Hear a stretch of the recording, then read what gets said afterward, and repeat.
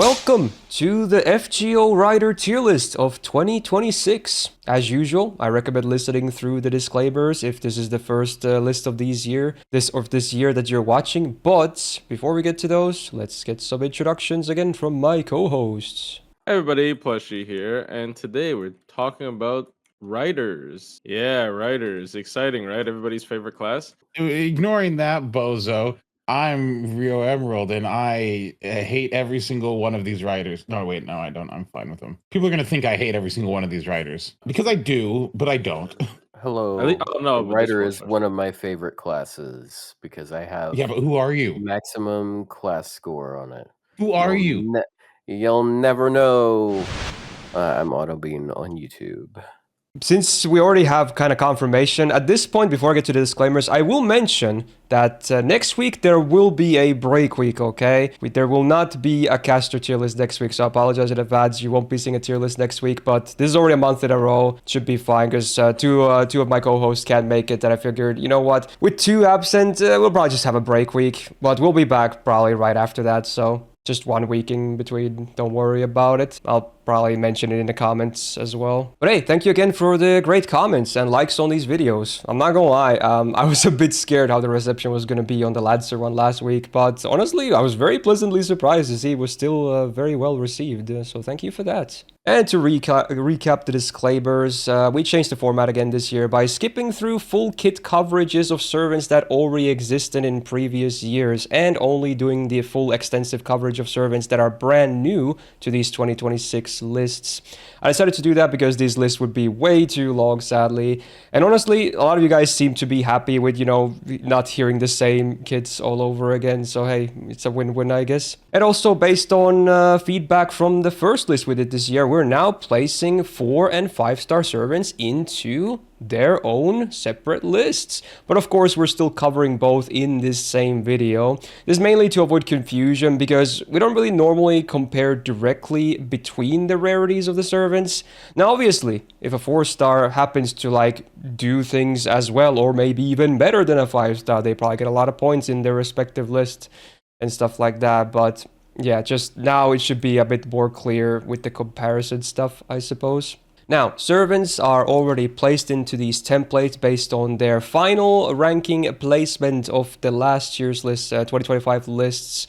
And we'll go through still every single one of them with a brief discussion, see if anything has changed with them, with the servant itself via buffs, or maybe the meta has affected them, or maybe we just feel different about them, who knows. And then we see if we want to move them up or down, or just keep them where they were, same as last year. And to help illustrate who we're talking about at any time, since they're already placed on the template, I have this graphic up here.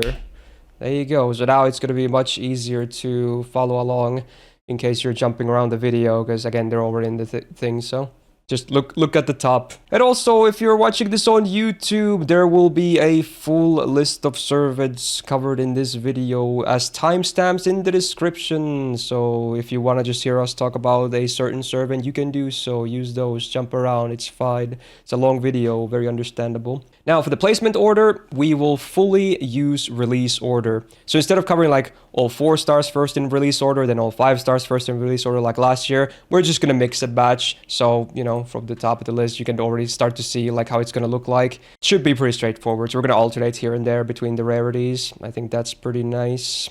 Now for the sheets, I just have a farming sheet here for reference to get some comparison going. And for this one, shout out to JR, Opal, and Tamala, and all the other people helping with the sheet. Also, shout out to Mr. Copyright Suck for making these templates and also even doing these splits now that we have 4 and 5 stars in their own separate list. Always a huge help to save me a lot of valuable time as well. And lovely shout out to my co-hosts. Without them, there's no way I would ever be able to do these lists solo because it's so much yapping. My knowledge alone would be another thing, but then my throat would definitely not just never last that long. So they're much appreciated. So the links to everything, the sheet, the templates, their channels, everything I just listed will also be found easily in the description. So do check everything out. And I think with that, that should be the disclaimers. But again, for the stream, all the alerts and TTS are disabled. So we can just keep going once we start here. And then at the end, once we're done with the list, I'll just go through any potential sub, resub, etc. We're good to go. For this one, we have 38 gold riders, quite a bit less than last week. Actually, I think this might be the shortest list so far, if I remember correctly. Archers, I think, was also pretty short, like 39 or something. And also, we only sadly have 2 new servants. 1 4-star, 1 5-star. As you can see, it has been a very dry 2 years for riders. For reference, NA already got Andromeda like a month ago. So in the next 2 years, you're only gonna see 2 new riders. But we do have some buffs, unfortunately only for the 5 stars, none for the 4 stars, you know, that happened between last year and this year, but something to talk about, and, you know, we'll still go through everything anyway. There you go, that's a lot of yapping. Now we can get started. So, I already put it up as a kind of a spoiler. The first servant we're gonna be talking about a little bit is OG Marie Antoinette. Funny timing as well, because NA just got the Alter version with the release of OC2. She was placed into Flat C last year among the 4 stars. Pretty low, not as low as some of the other ones, but yeah, not looking too hot. And she unfortunately has not seen any new buffs compared to last year. Her deck, again, do not sound like too much like a broken record, has improved because of Saber Tiama, but man, her hit counts are still absolutely abysmally bad. In fact, I believe these hit counts are literally as low as they can be. You can't have a 1-hit quick, can you? So I believe these are... You can't. Oh wait, no, you can't. Yeah, I believe these are They actually the changed that lowest hit better. counts you can have in the entire Yeah. game for all the Yeah, respective... you can have a 1-hit quick and P. We're True. gonna see what of those here soon. Yeah, luckily she at least has some hits on her MP, but yeah. Besides that, I don't know. Marie, like, there's not much going on here. The MP buff Like many years ago helped for sure, but like, would you ever really pick her? I don't know. Like, what does she really bring to the No. table? Like the deck got a little bit of a buff, but I don't really, I really wouldn't give it that big of a. She has a boost because it's universal like- charm, I guess, but it's not even that insane or anything like that. Yeah.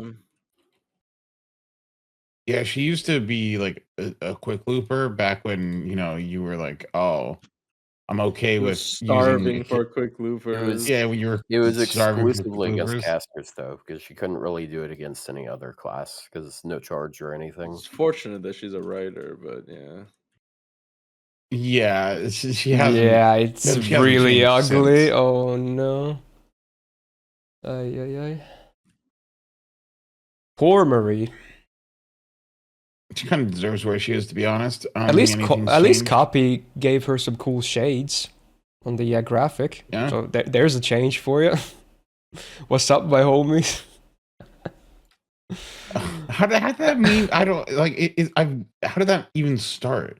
It's what she it was says. literally in the Of course game. that. Yeah, it was on because She literally says it in the game. she does. It's one of the early Oh. singular. It's like Orleans, right, where she's in. When she appears, she's Oh, like, man, "What's up, my homies?" And in my defense, it's been like probably 8 years since that Yeah. I've seen that. So Yeah, it's still a thing. I don't know. I feel like do we just I keep don't- her on C or? Yeah, I think if she stays, yeah. I mean, she's not hopeless, but just not much reason to really ever consider her too much. So unfortunate. All right. Continuing on with the 4-star lineup, we got Martha. From Marie to Martha. She was placed in C+, just barely above her. Hasn't seen changes either. Yes, she has. She had it last year, I believe, already, this buff, the dragon thingy. Actually, wait, did she? Wait, maybe I did miss this when I covered, when I looked through the buff. Because maybe, yeah, It might actually. have been new. I don't know. Maybe this is new and I just missed it. Oh, True. I mean, last year Writer's list Actually. was like pretty deep. Should be pretty deep into the year. Let's So see, when was maybe- this released? wasn't this an anniversary buff? This though? might have been just. It Yeah, was this in. was. That This was was released in- in March. So this was not an end of anniversary. March. This was just a buff campaign. Interesting. Oh. So I'm not. This may have barely made it. Oh, I don't we should get one remember. of Actually, I those. have Rider tier list open right here. What- I released this on March. Oh, this was right. It was right after the list. The list came out in March 9th. And this campaign came out in March. Okay, so this is new. Never mind. I missed this when I was going over the buffs earlier. But yeah, this is actually a new buff then. This first skill one. So yeah, they added 2 new lines to her first skill. She now gets a 30% battery. And the party gets, including her, 50% dragon power mod for 3 turns. It's a cute buff, honestly, because Dragon is semi-common as traits. Both can be on bosses and on farm. And her having a battery is cool, because her MP, while it doesn't do the craziest damage, it can offer some support with the defense down as well. Like, it's nice that she can actually fire off her MP somewhat now. It's still not a huge battery, but with the append, you at least, you can get to 50% with her own kit. She has pretty good, like, mods now. Like, she has a 50p mod, 30 attack mod. If you use her NP, then you get another 20% defense down. So like, I like it a lot because she already had like pretty good utility stuff with the team debuff cleanse and the buff purge. So like there were times that you would want to bring her, but she just didn't really do much beyond those 2 things. So yeah. But now there's another reason to bring her, which is like it does make her usable on her own as a DPS, I'll say. Mm-hmm. Like, I still kind of dislike her was deck kind of- for DPSing, unfortunately, because it's kind of awkward. Oh, well, but yeah. at least she has, like Otto said, she has like effects that she has enough effects. I guess that's a way to put it, to maybe see some use.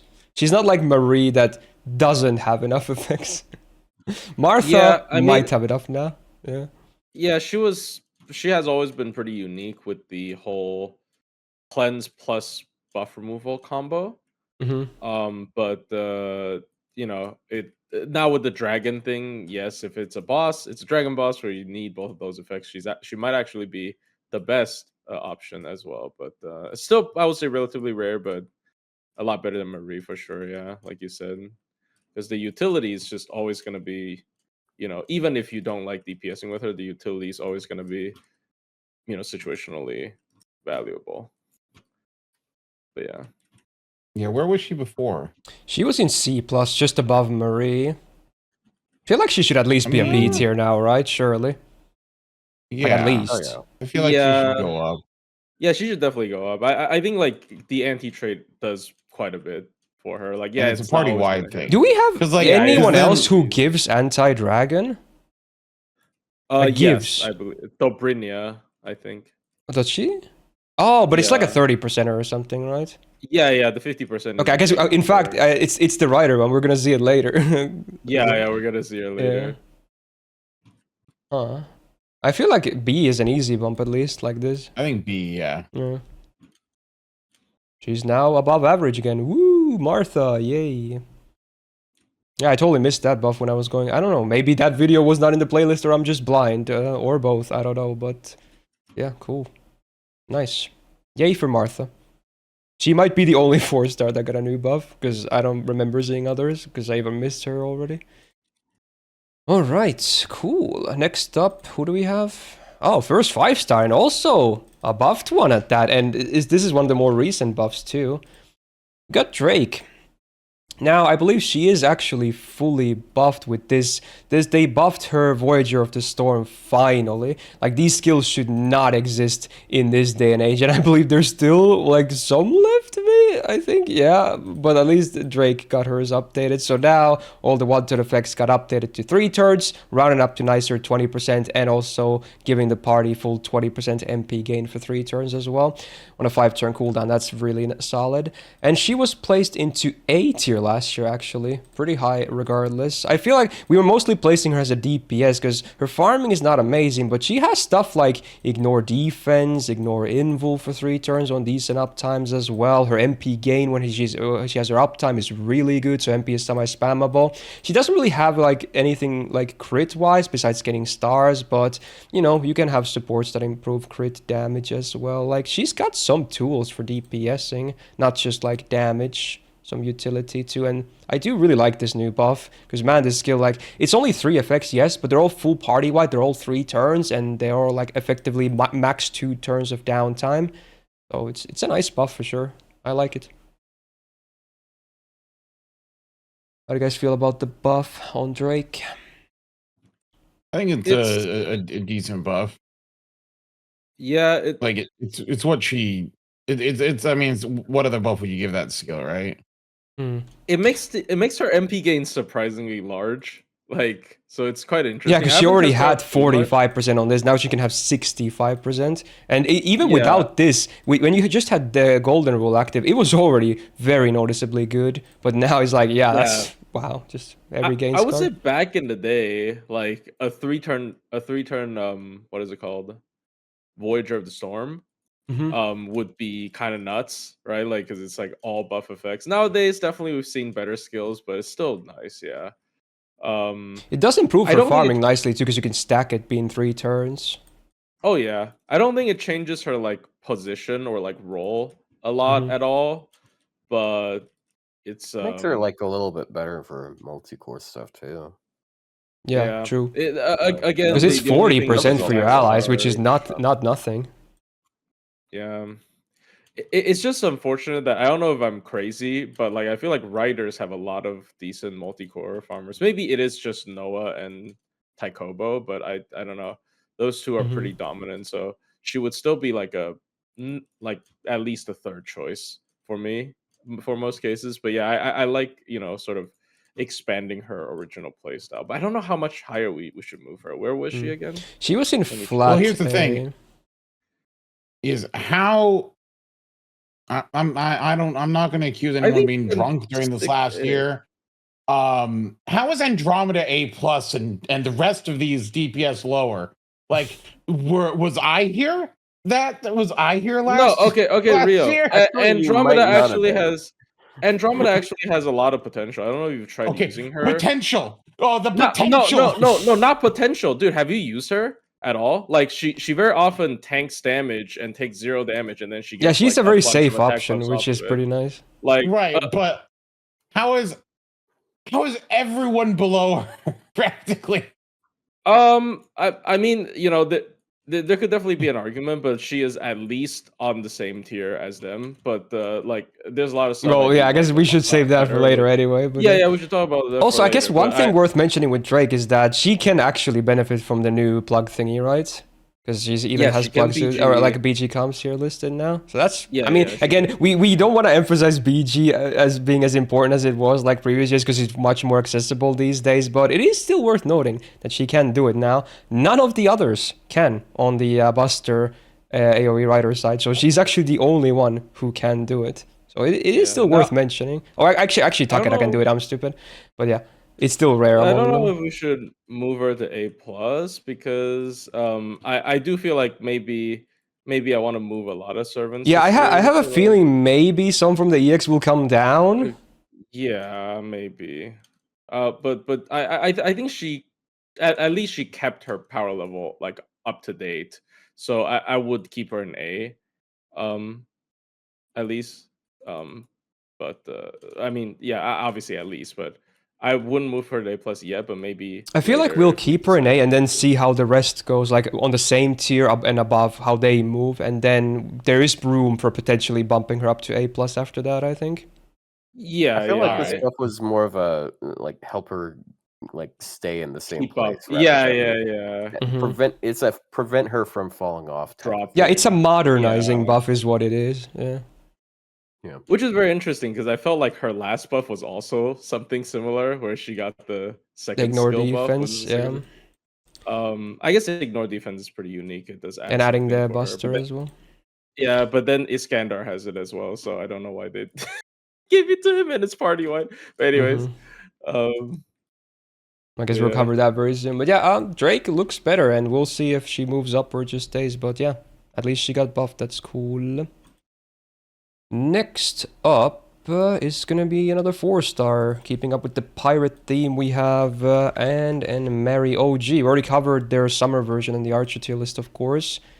And now it's the OG. Last year they were at C+, so Martha left them and we'll see how they fare now. This should be 0 buffs. Deck maybe upgrade slightly. I mean, their deck is ever so slightly better than Marie's, I guess. But yeah, it's not the best deck for their gameplay, I want to say. Because they're one of those DPS that want to be really low on health to maximize their MP output. I feel like they're just like... they're like very mid at best at this archetype, this low HP stuff. The taunt guts buff that they got many years ago, that was cool. That synergizes pretty nicely with that. But besides that, it's not much going on, honestly. It's kind of basic, not terrible, but just very basic stuff, really. Because the MP really, it only does damage if they're low. There's nothing really else that helps with the MP damage. Like just a little bit of attack for 1 turn and that's it. They really need to be damaged to do considerable MP damage. So yeah, it can be tricky. They're kind of bad still. Yeah, I think they should buff them more. Okay. Like they didn't get the animation update, right? Was it the Archer one that got the animation update? Yeah. Oh wait, no, you mean No, Anna Marie? no, these No, are the the Rider ones. ones got the animation update. The Archer ones did not. Yeah. Get the Oh, I guess And that's everyone was, one like, thing worth thinking- mentioning. Yeah, they're both Everyone on was the thinking field they're gonna now. buff them, right? And they didn't buff them. True, kind of weird, but at least they got something, even if their power stays They the do same. look very nice. I would say they're one of the Like they're best meant to be a looking duo cards serve, and it was here. weird that they were never on the field. It's like only on the MP. It was so weird. It's Yep. so funny how much more accurate the sprites are than the actual art for them, because the way they're drawn, it makes it look like she's Yeah. twice as tall as Mary. She really is like but 3 times it's- smaller. It's literally like she's only supposed to be like a head taller. Like they are very close in height, actually. Yeah. Yeah, I don't know. Yeah, did they? I don't think Tiamat helps them really. Oh, like I don't think Tiamat like helps their like placement or something like that. I would You know not what I give them mean? that much props. It's a small like boost to yeah, their like they- performance. I mean, Tiamat gives them invul after they get taken down to 1 I guess they HP, can pair just with remember Dolman not as to well use because of BG. chaotic evil. Yeah. And Yeah, that's not new. And they actually do something with the overcharge. True. I feel like Again, they have a to be lot more damaged. people would use them. I feel like their usage might even be increased even more than if she had gotten a buff, just because people like to see the animation. But unfortunately for the tier list, she didn't change at all. Yeah, you might have so- used them more, but they're not more usable. Yeah, you're just using Mhm. them because they look good, Yeah. more pleasant to the eyes. Yeah. You could probably just keep him in C+. Yeah, I don't think they're great, unfortunately. Unfortunate. Alright, first welfare of the list. We have Saber Alter Santa. There we go. Yeah, of all the Arturia faces, besides Lily, we might have a contender for the weakest one as well. From the top of my head, she did get this buff. I think it was new last year, not this year, obviously. It's a decent skill now, but like it's not enough. You can't bring her just for this. It's just not enough. Like the skill itself is pretty good now, but like there's like, what else does she have? Nothing. Like you just want like you have the unusual damage mod on the MP, but like at this point it's just not enough. Like the first and the third skills, they're terrible. Just no. This is the Saber only thing. Alter is just not good at being a writer because of talking She's about another one. terrible Really at it. sin. Like, she's really bad at being a writer. I don't know. He's really bad at being a like, writer. Oh yeah, she was She was she was right one of on the Maid or lowest something. ranking. She was sharing D tier with 2 others. I didn't mention that yet, but she was in D tier. I there's no reason to move her up. For now, I don't think of a reason to move her down, but let's just keep her there for now. Yeah, she can. She was at the bottom anyway. Like we don't. In Don't the need to very bully her. least, in Yeah, the we don't very need to least, bully her. she does hit harder than like any of her competitors down there. True. She has True. the weird. If anything, we can modifier. maybe look at the others better, but I feel like she could just have D tier. Oh yeah. Yeah. Yeah, this tier is not staying the same. No. Mm. Is it? It's not. Well, Okay. Yeah. Well, yeah. What's your thought These about? are pretty early servants. We'll get to them soon as well. But Saber Alter, just sad. Yeah. So not every Artoria can be the chosen one, unfortunately. Alter could use way more love. Both the Saber one and the Lancer one, let's be real. Whether it's they want to give more buffs or they want to do new variants. They're just kind of lacking on both now. They're really just like, because I remember when early in the stage of the game, the alters are always like considered stronger than the OG, and they're slowly like reverting that with all the buffs and stuff. So now the OGs are generally stronger than the alters, like base True. Saber, Lartoria, and now It comes full anyways. circle again. Yep. Yeah, we'll keep her in D tier. Sad, but what can you do? Oh, next one is one of her fellow D tiers. We got Astolfo next. Oh man. Rider Astolfo. Oh man. And this is coming from like Astolfo enjoyer in general, but man, like how have these two skills still not been buffed? They are beyond bad. Oh yeah. Like I don't understand. They gave him a 50% battery like 8 years ago, and they're like, "We fixed it. Now we're never gonna." He does think have the about this MP buff character too, but again, the ever problem again." is using his MP is so hard. It refunds nothing. His own gains are terrible. He only has a 50% battery with an 8-turn cooldown, by the way. And then he has RNG crits. Because yes, he would be too strong apparently otherwise. With his 1-turn 28% attack up and 8-turn cooldown, 90% chance to stun. Like... And I it's mean, not this- even like affected by buff success rate. It's like somehow a permanently forced.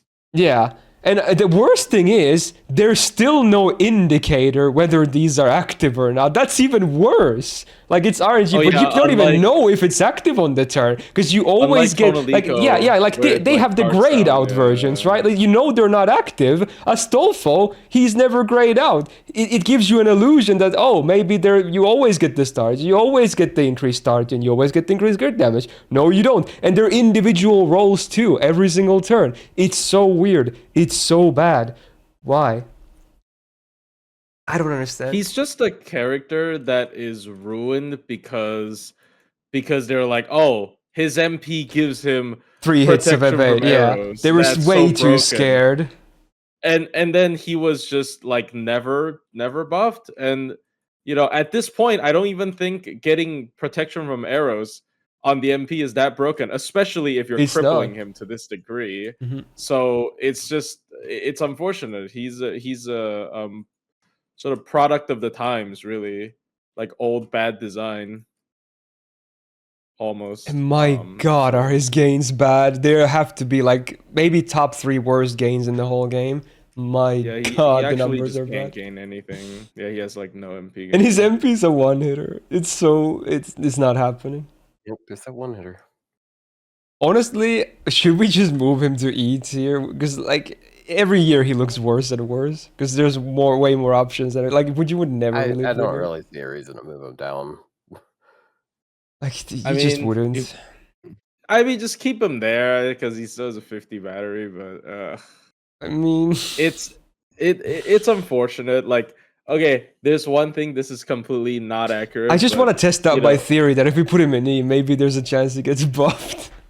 Sure, I don't mind. But yeah, like, I'm on his side. I love this guy. I'm a simp for Astolfo. Every time would slam. Okay, but like, here's the thing. He's so bad gameplay wise. Is he less usable than Alter? Well, okay. Well, at least she's a free MP5. I would say. I think that's the difference maker. That is true. It's more offensive on a mental level. But what does she do?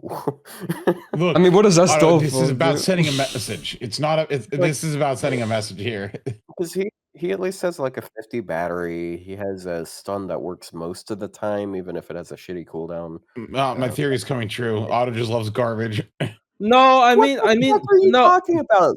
I'm saying. What I'm saying right now is like, hey, maybe we don't need to move him below the worst. Yeah, I don't think he. I'm not an Astolfo fan. Yeah, I don't think he needs to move. Okay, there's also an interesting thing you can do. Obviously, I'm not saying this makes him good in any way, but you can protect his protection from arrows with the Tiamat's Invols, so it never gets used. Anyway, it's stupid. But I think the 50 battery, still gives him some usability. Like if you really want to Alright. just fit him into. Okay, that's fair. Yeah. All right, we'll keep him there. It's fine. All right. I mean, it's kind of funny that Astolfo is in D as well. So yeah, it's like a. True. Oh my god, brother. Now I don't want him in D. Too late. Anyway, Yeah, you get the joke, damn it. we'll keep him there. Buff him, please. I'm begging you. The first and second skill need so much buffing. Anyway, back to 5 stars. We got Maeve, or as the TTS likes to call her, Medb. There she is. She was placed into A tier. She has not received any new buffs or any noticeable changes as far as I know with the meta affecting her, but she's fine. Like she's mostly used in farming actually, because she can give males or Fey allies 30% gauge, and then if there happens to be a male on the node, she can actually do considerable damage with her own MP. So yeah, it's funny how that works. Like a lot of the single targets are like, hey, we prefer bosses, maybe we can do farming as well, but unless you're fighting a male boss, I think she's just more usable in farming. Also, her 1-turn defense, I still hate it so much. Why is this 1 turn? I don't understand. Yeah, the third skill is horrible, and it's been buffed. Like, yeah, it's easily her worst skill, and it's been buffed. I don't know who designed that, but whatever. What a genius! I guess it's a life lesson. Like Maeve trying so hard to charm all men, and it's not 100%. Well, her MP does make it, but again, you have to do it after the first MP, I guess. But no, it's not like she's anti-charm anyway, so it's not that awkward, I feel like that guess. says some pretty awful things about her, too. Yeah, it's like the males are like, I don't know if I like her, and then you enter her, her freaking ride, and afterwards, maybe I get it now. So it's like a lore thing. The chariot. Just sleep with him first. Oh god. Crazy message we're teaching kids right now, FGO. Nah, it's wholesome. They're just look, FGO is the moral compass that will guide us to the future. Like it's like you're going through a supermarket and you gotta try a sample before. Dude, this got me thinking. What if they add like they have the same character that Maeve in her gameplay, and they just put her in like brown dust or something? Imagine the MP animation.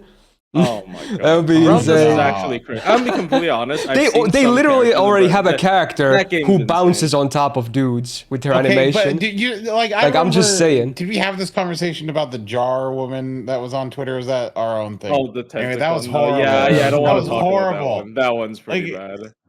It's such a I don't know, I play Nikke, so I understand sexy character game.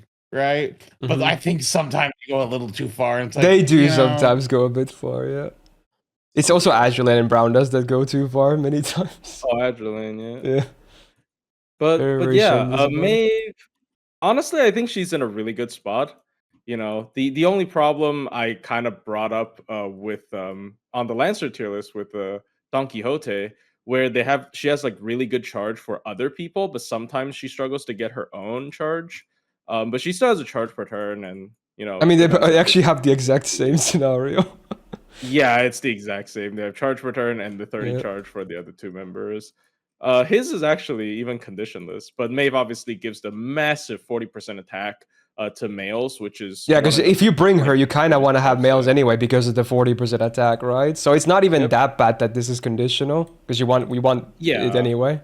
I mean, the Fae makes it a bit more awkward because the second thing doesn't buff Faes as well, but at least males are more common than Faes, so...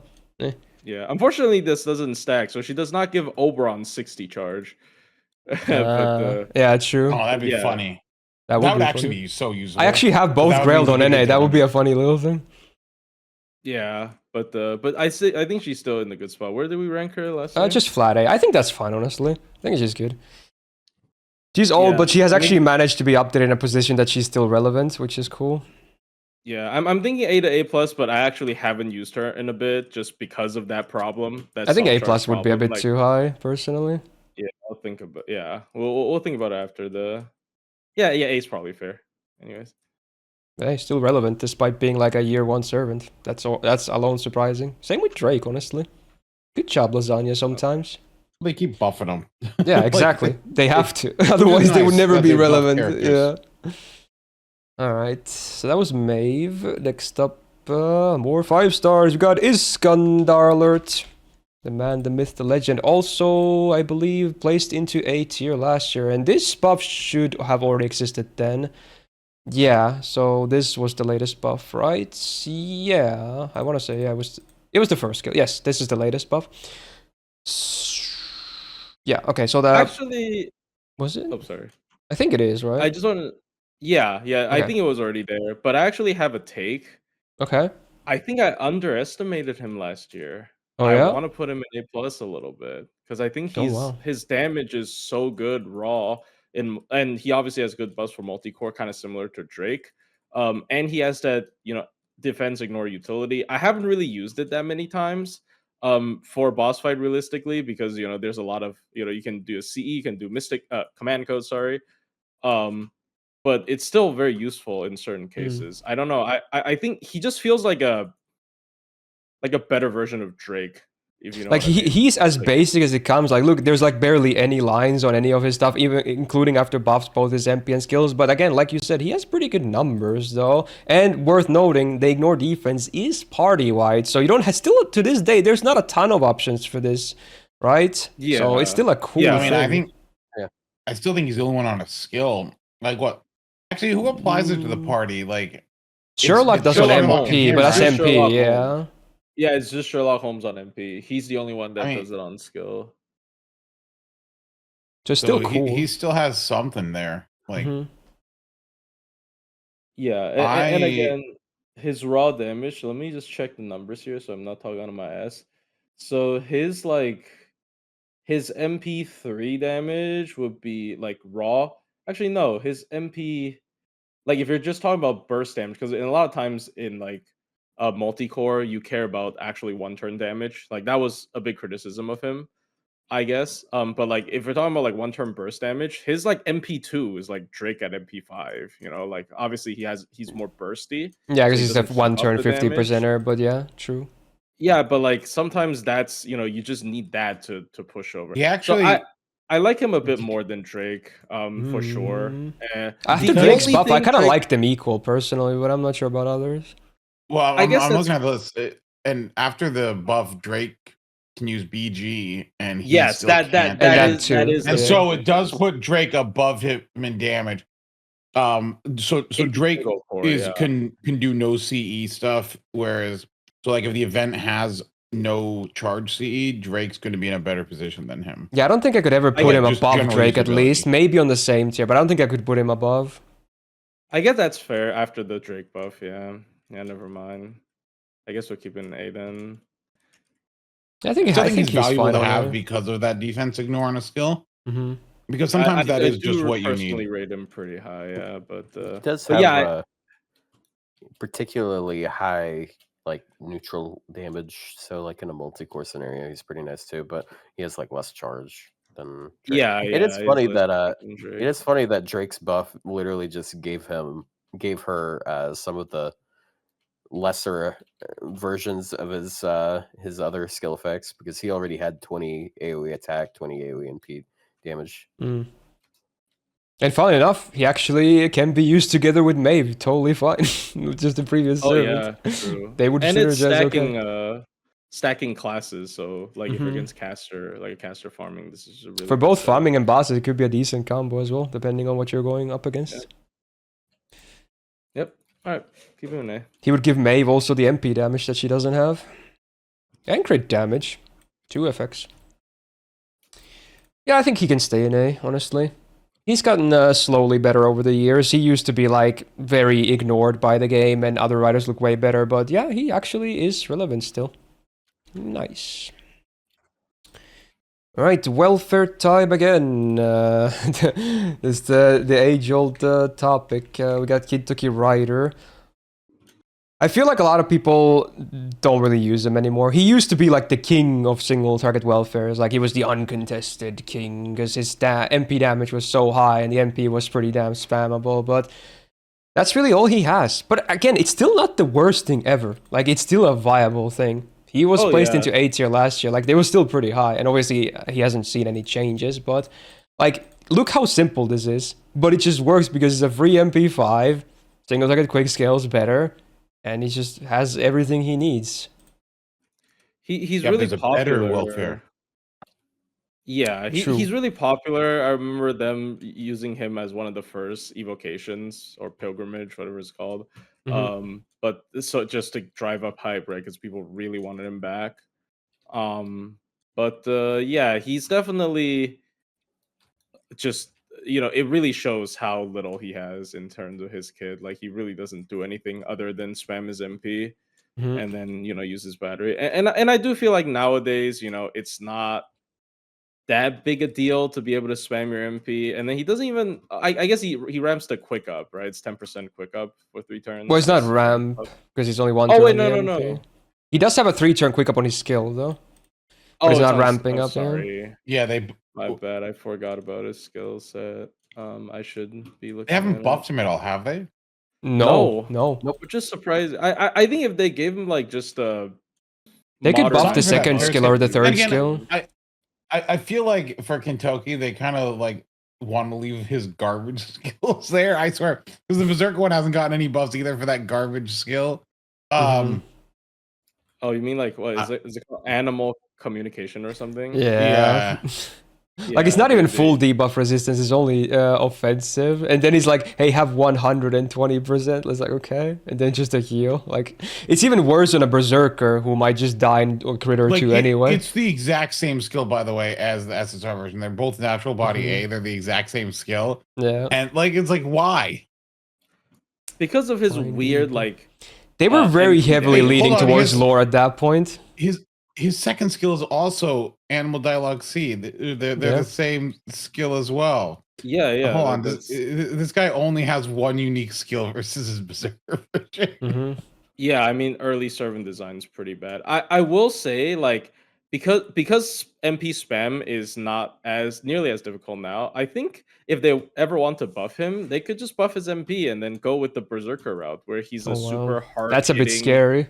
But yeah, I guess they could. And because he has a weird scaling overcharge, right? He has a crazy scaling if you give him like high overcharge. If you pair him with Summer Tiamat, he's gonna be doing big damage with the overcharge boost from her skill 1. So I think Kintoki at this point they can try to take him to a different direction. Again, copying his Berserker version where they are more focused on dishing out massive damage instead of maybe just MP spam. Because right now he definitely feels a bit like a Saber Lancelot to me, like really good internals, really good MP spam, but not much else on top of that.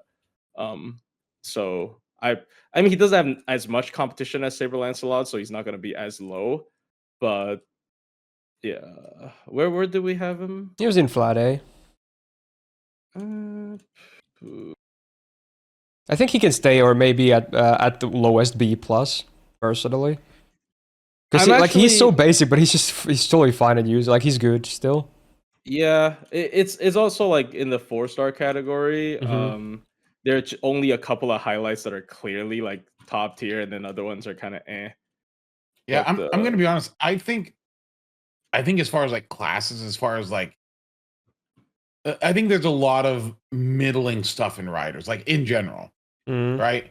Like I don't think Rider is like a super impressive class as a whole. There's just a couple of highlights. The class itself is good. The servants could use a power boost. Oh though. yeah, because they have high stars. Yeah, they have 200 on like base basically, which is the highest. I mean, it's not like they nerf berserkers anyways. If you look at Morgan, like, or people are saying Morgan's underpowered, but like she has a lot of stuff in their skill set. So who knows? Anyways, I mean, it also doesn't help that we've only gotten 2 new riders in the past 2 years. The class looks very stagnated as a whole in it, like in general. Yeah. I really wanted to bump him down half a tier, but I guess I don't have a good reason for it. So let's keep her here for. Yeah, we'll see how the stuff around him moves first as well. Yeah. Okay. Still relevant despite being like almost as basic as it gets. All right, time for a big one. Talk about a permanent 5-star in Ozymandias. I mean, he's still Ozymandias, right? Like, a super solid single target DPS. Can't even do some farming, but especially in bosses like this guy. When they did the MP buff, it was like, this is still one of the better MP buffs for a DPS that we've ever seen. Just casually adding a -1 cooldowns on it, enabling his other buff to work from his own, kit alone. Granted, it's a little awkward sometimes because you'd prefer to use it before the MP, but at least if you're gonna fire off multiple MPs, you can totally save this for the stars and the crit as well.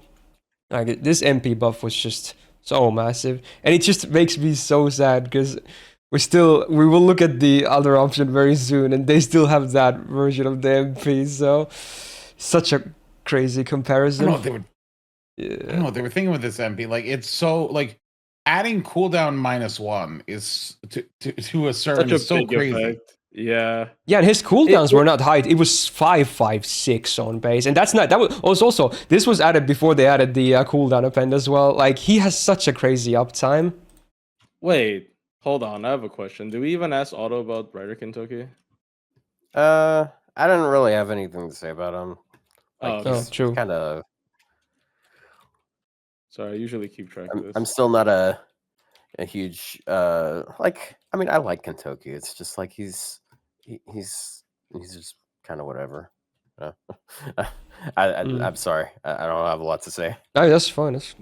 Once upon a time, I could have ranted about him for quite a while. Yeah, I'm sure that exists in previous tier lists as well. If someone wants to hear about those. But honestly, Ozymandias is one of those servants. Like, a lot of Imperial privileges have been buffed. I'm hoping they don't buff his. He's totally fine with the base, like, because he can guarantee the buffs as well. Like, he's already good. He's already really strong. Like, he's kind of the only one that I kind of hope has base Imperial privilege until the end of time, or unless the game power creeps like crazy. Yeah, because he solves his own problem. Yeah. At this point, people definitely want the animation update on him more than the buff. True. I would say he's one of the. I mean, his animations are unique, but he's one of the earlier ones for sure. Yeah. Like, he's supposed to be this super powerful and cool and almighty servant, so he could use an animation update. Yep. He's still probably the best single target rider, right? For boss fight, I will say he has a problem with charge, so he is really difficult to fit into farming comps. I would say if you don't have like it's just self-20. It's really all they gotta do is buff that skill to be party 30. Don't give them ideas, brother. Start making a Phantasm look, man. That's crazy. But yeah, he was EX tier. I think I would keep him there for sure. He's the best single target rider. He's the best single target, so he just kind of stays. Like, well, there's nothing you can do. Like, it just because he's the best wouldn't automatically meet EX, but I think his power level is definitely there to warrant EX as the best single target rider. He's just so good. Like, he's so brain dead to use as well. Like, you just spam, and you're never going to run out of uptime. You're always going to have uptime. He's never on downtime. That's the beautiful part about him. That -1 is crazy on the MP for cooldowns. Crazy. Yeah, you got anything to say about Mr. I said I was gonna say Egyptian Dio Brando, but he is literally in Egypt in part 3. So. True. They knew what they were doing when they chose the VA. That's so funny. Is that really competition with them? I mean, I guess we'll get further into it when we talk about Kets, but I guess Kets is the more interesting one. Yeah, so like that's until her. Like everything I want to say about that comparison is just gonna spoil that conversation. So, all right. I mean, we'll get there very soon, but before that, we're gonna talk about Mordred Summer. Oh boy, how the mighty have fallen more and more every single year. I remember when she used to be the best arch looper for like a little while, maybe for like less than a. Got an MP buff. Wait, is this new? MP buff. Wait, I think it's relatively new. Yeah. Wait, did I missed this one too? Last year. Damn it! Am I the only person that remembered this? Which is the one thing she needed. No, I remember that because I remember this now. Yeah, it's a Okay. boring NP buff, but it like I mean, it's helps. because she doesn't need help spamming, so just giving the thing that she spams more. Yeah, it makes sense, right? Yeah. I remember this because Huh. it's so funny. I remember somebody told me you should, when you calc her looping damage, you should automatically assume overcharge too, because she's gonna over refund. I'm like, no. But yeah, I Can't guess we'll do cover that. the buff here. So her MP used to just be damage and then a chance to drain, which was not even 100%, so it was pretty bad. But then they added this normal effect that on water maps, she now gets 20% MP damage for 1 turn before damage. And then also, before damage, she always gets at least 10% MP damage for 3 turns on base, so she's scaling up to 30. So she has ramp up now too, on top of the MP. Obviously getting the damage upgrade as well. I do wish they did something with the drain too, or would that be too broken because the MP is so spammable? But it's guaranteed, so I think that's why. I think honestly, sometimes it might be a demerit. Like if you're doing an AOE boss fight, like you might unsync enemies that might otherwise be synced, which could be awkward. Like it's so weird. I don't like this effect. I mean, if Mordred is your main, I do think this is annoying. But if it's guaranteed, if Mordred is your main DPS, are they ever gonna? MP yeah, true. Ever again? They should have. They don't change not. effects. Sadly, I feel like they should have been just changed at that point. Oh yeah, with a different gimmick. Yeah. Is it that broken? They sometimes move things. People? I mean, they do move things. I don't know actually. From like. Because they've done it with what was it? Rider? No, sorry, Lancer Ryoma. They moved his drain chance to guaranteed, and they gave him a different overcharge effect. So they've done it before. Well. And they did it with Kuritsugu. Yeah, I guess. Yeah, but my original point was like maybe they didn't do it because her MP spam is so easy that if you let her MP start MPing, the enemy's never gonna be able to MP. But honestly, now that I think about it, is that even that broken? Because sometimes the boss gimmick is there's a lot of instant gauges anyway. That she can't prevent. Like on break, they would just full charge and then kill you. And for that, like something like MP seal is just a bit better if you can do that. Yeah. Definitely, yeah. What is? I'm sorry. What is TM on the list? It's Tamamo, I believe. Makes sense when you look at the latest 5-star at the bottom as well. But yeah. Yeah, because you definitely do not need charge with this character. I mean, you need an initial charge because she's a 30 charger, but like you do not need extra charge with this character. Yeah, once you fire your first MP, you're just gonna go afterwards. Like it just keeps going.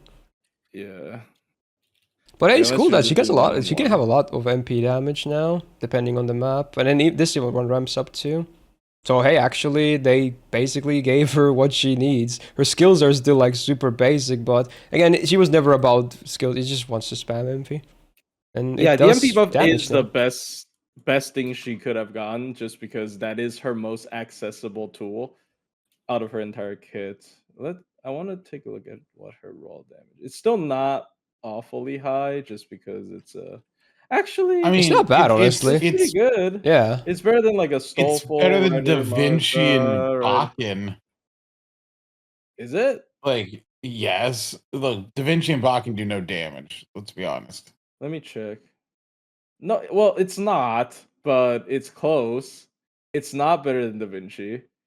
At MP1, they're like almost equal though, which is kind of crazy to think about. At MP1, MP1 level 80 Mordred is like identical MP damage as in these calcs. She definitely beats Da Vinci though in every way. Are you looking at the self? I'm just looking at raw. Yeah, I'm just looking at raw. Oh, okay. Yeah, no, I'm looking at the party one, which is more relevant. Because you're gonna use them for. Oh, true. For looping, so always looping comps, you're right. Yeah, you're not using them like solo. So like in a party, she does. But then again, I think Da Vinci and Bakin are kind of potato. Let me. She hasn't upgraded MP, so. How is where was Rider Mordred? Oh, in the tier list? She was in D tier. She will definitely go from there. We definitely have to move her up. Yeah, because she was only MP spam that didn't do damage, so we have to move her up now that she actually can do some damage. I think we definitely need to move her up quite a bit. Yeah. Like definitely not even close to D. I mean, she doesn't have the party utility, but like she does.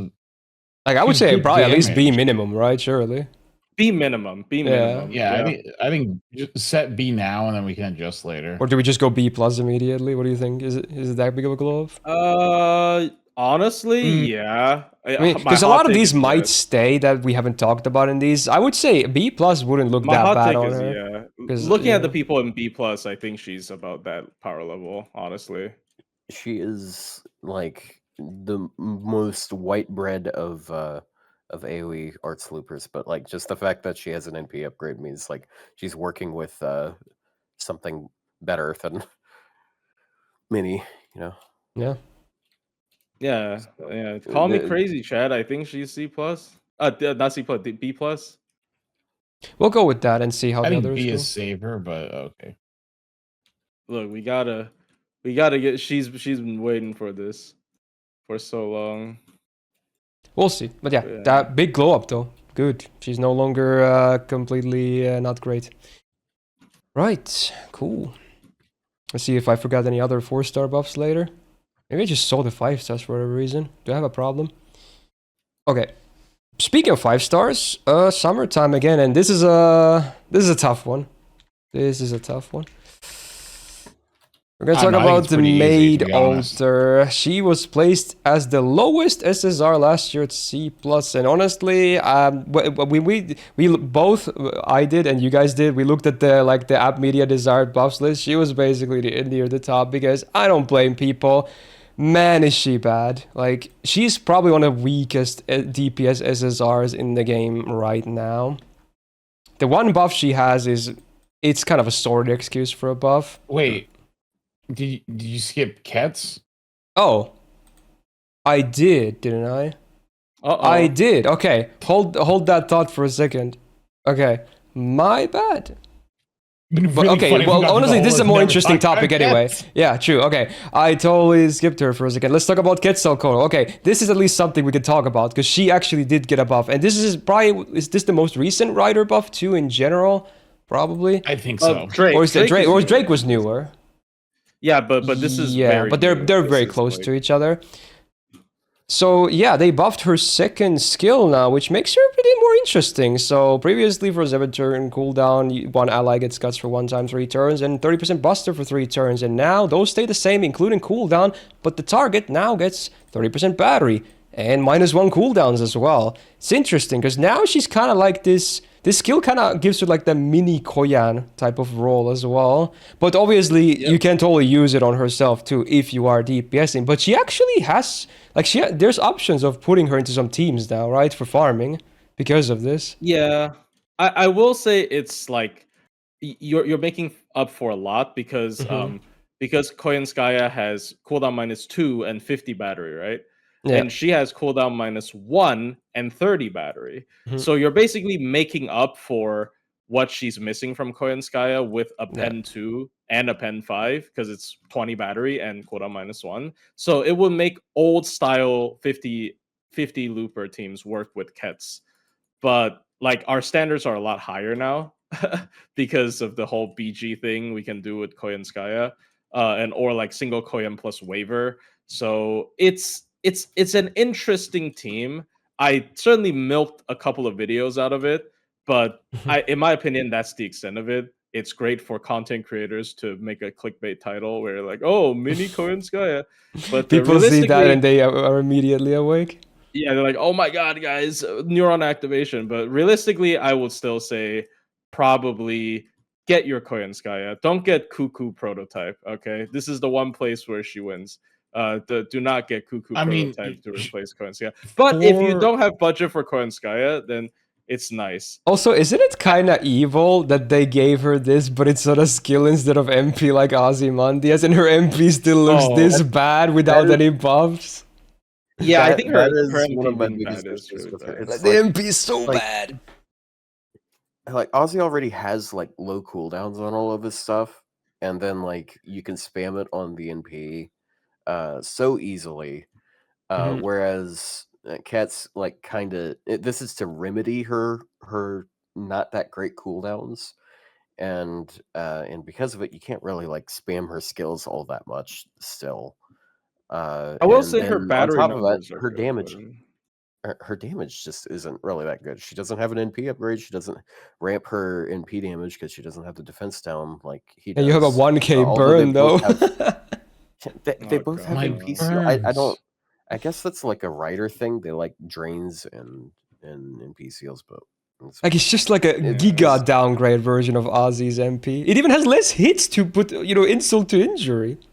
Like it's a one hitter too. Yeah, if you only use this on herself, the only advantage I would say is her battery. I mean, honestly, you don't like in general. Her battery options are interesting. Like maybe in a multi-core, you need like one Yeah, 'cause you extra have the turn of cooldown split, yeah. reduction. Yeah, you can use this on another character. Like there are characters that only need a little bit of cooldown reduction. Maybe like Tiamat Alter Ego, for example, because she has a 2-turn cooldown Well, skill. It's gonna have something interesting with it. Or for like units that Tonalico. I don't for know. units that can get away with it, I mean, like it is better than Koyan's damage because it gives attack up and Buster instead of just Buster. Well, yeah, the problem with that though is like units that can get away with it are units that can use the Black Grill system. So, I mean, obviously, if the event has a 50 starting chart CE, then Ketz is actually better than Koyan in certain cases because you're using a 50 starting chart CE anyways. But if we're looking at like, if you have the ability to use, like if you can use Ketz to loop, you need to be a 50 charger that has a 6-turn cooldown or below, which means that you can run the BG system instead with double Koyan Skaya. So it really depends on the situation. Again, at least this gives her an alternative role. And I will also say something. I know NA sometimes gives buffs early. I think if NA gives her this buff like maybe a year or early or even 6 months early, it would be a lot more impactful than when it got added to JP, at least in my opinion. Because she would legit be an alternative to Koyanskaya for 50 charger buster looping, which is quite interesting, I would say. And again, 230 batteries for a farmer, nice. The problem is being her MP damage is pretty bad, so maybe even if you have the charge for the comp, you don't have the damage to justify using her. Yeah, imagine She's if her one buff MP was away from buffed, she has fading. like some really cool power, like super effective, and maybe some other effect added to it too. Like, then we would have like the Yeah. actual side grade maybe to Ozymandias, but sadly, This is still not definitely there. a part 1 buff, if you know what I mean. Hopefully, like a yeah. part 1. Like if she has a follow-up of an MP upgrade, there's definitely potential for her to even outdo Ozymandias, which is very exciting to see. And it's so funny because that's what happened with Ozzy. He got his first skill upgrade first, and it was like, oh, Yeah, they were like you're they right. were very close If, to each other. Maybe we're getting a Ketz buff soon, huh? Ket's Renaissance. That sounds like cope. I That's the like cope. that someone in the chat said it. Like she's like kind of the single like at Arthur. She's like one good MP buff away from actually being really solid. They're gonna make her MP. If you have 10 stars, yeah, but you like consume Arthur's 10 stars. Okay, Arthur's MP damage competes with. I guess with that's true modern because of his. servants, He actually, also has so- super effective, yeah, or big power mod. True. I don't know. So I mean, we should bump her up maybe a little bit. For sure. She should go up a little bit. At Yeah, least she B should plus. definitely Would you go say A though? Because of the Koyat Hmm. application. Is it that big though? No. Yeah. It's for people who don't have Koyan Light, which again, she's not a complete replacement for people who don't have Koyan Light, and like who doesn't have Koyan Light. I'm not even saying this as like a. I mean, honestly, it's a Koyan valid fan, take because who of how doesn't meta have she is. I think it's a valid thing to Yeah. say. Yeah, people realistically, if you have Koyan Light, you would never use her for that, right? It's like a tiny bit of optimization for a handful of servants and she's not necessarily easy to obtain either. She's not permanent. She's story locked. So you're not gonna have I guess that's the Ketz one just thing randomly. Ozzy wins on too, for if he needed Yeah, more yeah. things, yeah. She's already like a rarer like writer to obtain, especially for like a lot of times when people play the game for a while, they would just like, I randomly got this servant from a spook. It sucks when that happened, but hey, they end up being pretty useful, right? But you can't have that with Ketz. So I think it didn't really actually boosted her usage that much, especially for Ketz fans. I think this buff is the most disappointing for people with a 120 Ketz that wants her to be a good DPS. I think that like for people who don't care about Ketz, hey, it's cool. You can do the cooldown reduction. I think, for example, Rio, in many cases, she would probably be a better option for min turns than Summer Ibuki, right? And she's also a guts giver. So I think there's a Rosh Black Grill looping comp because of her, but I don't think I want to count that, bro. I'm sorry, I There really don't want to is? count. Yeah. Yeah, there is. I really do not want to count that. So I don't think people are gonna do that. I think it's like double Summer Kuro, Quetzalcoatl, and some bullshit. So Yeah, I don't want to count that. okay. Yeah, but it's funny. But yeah, I don't know.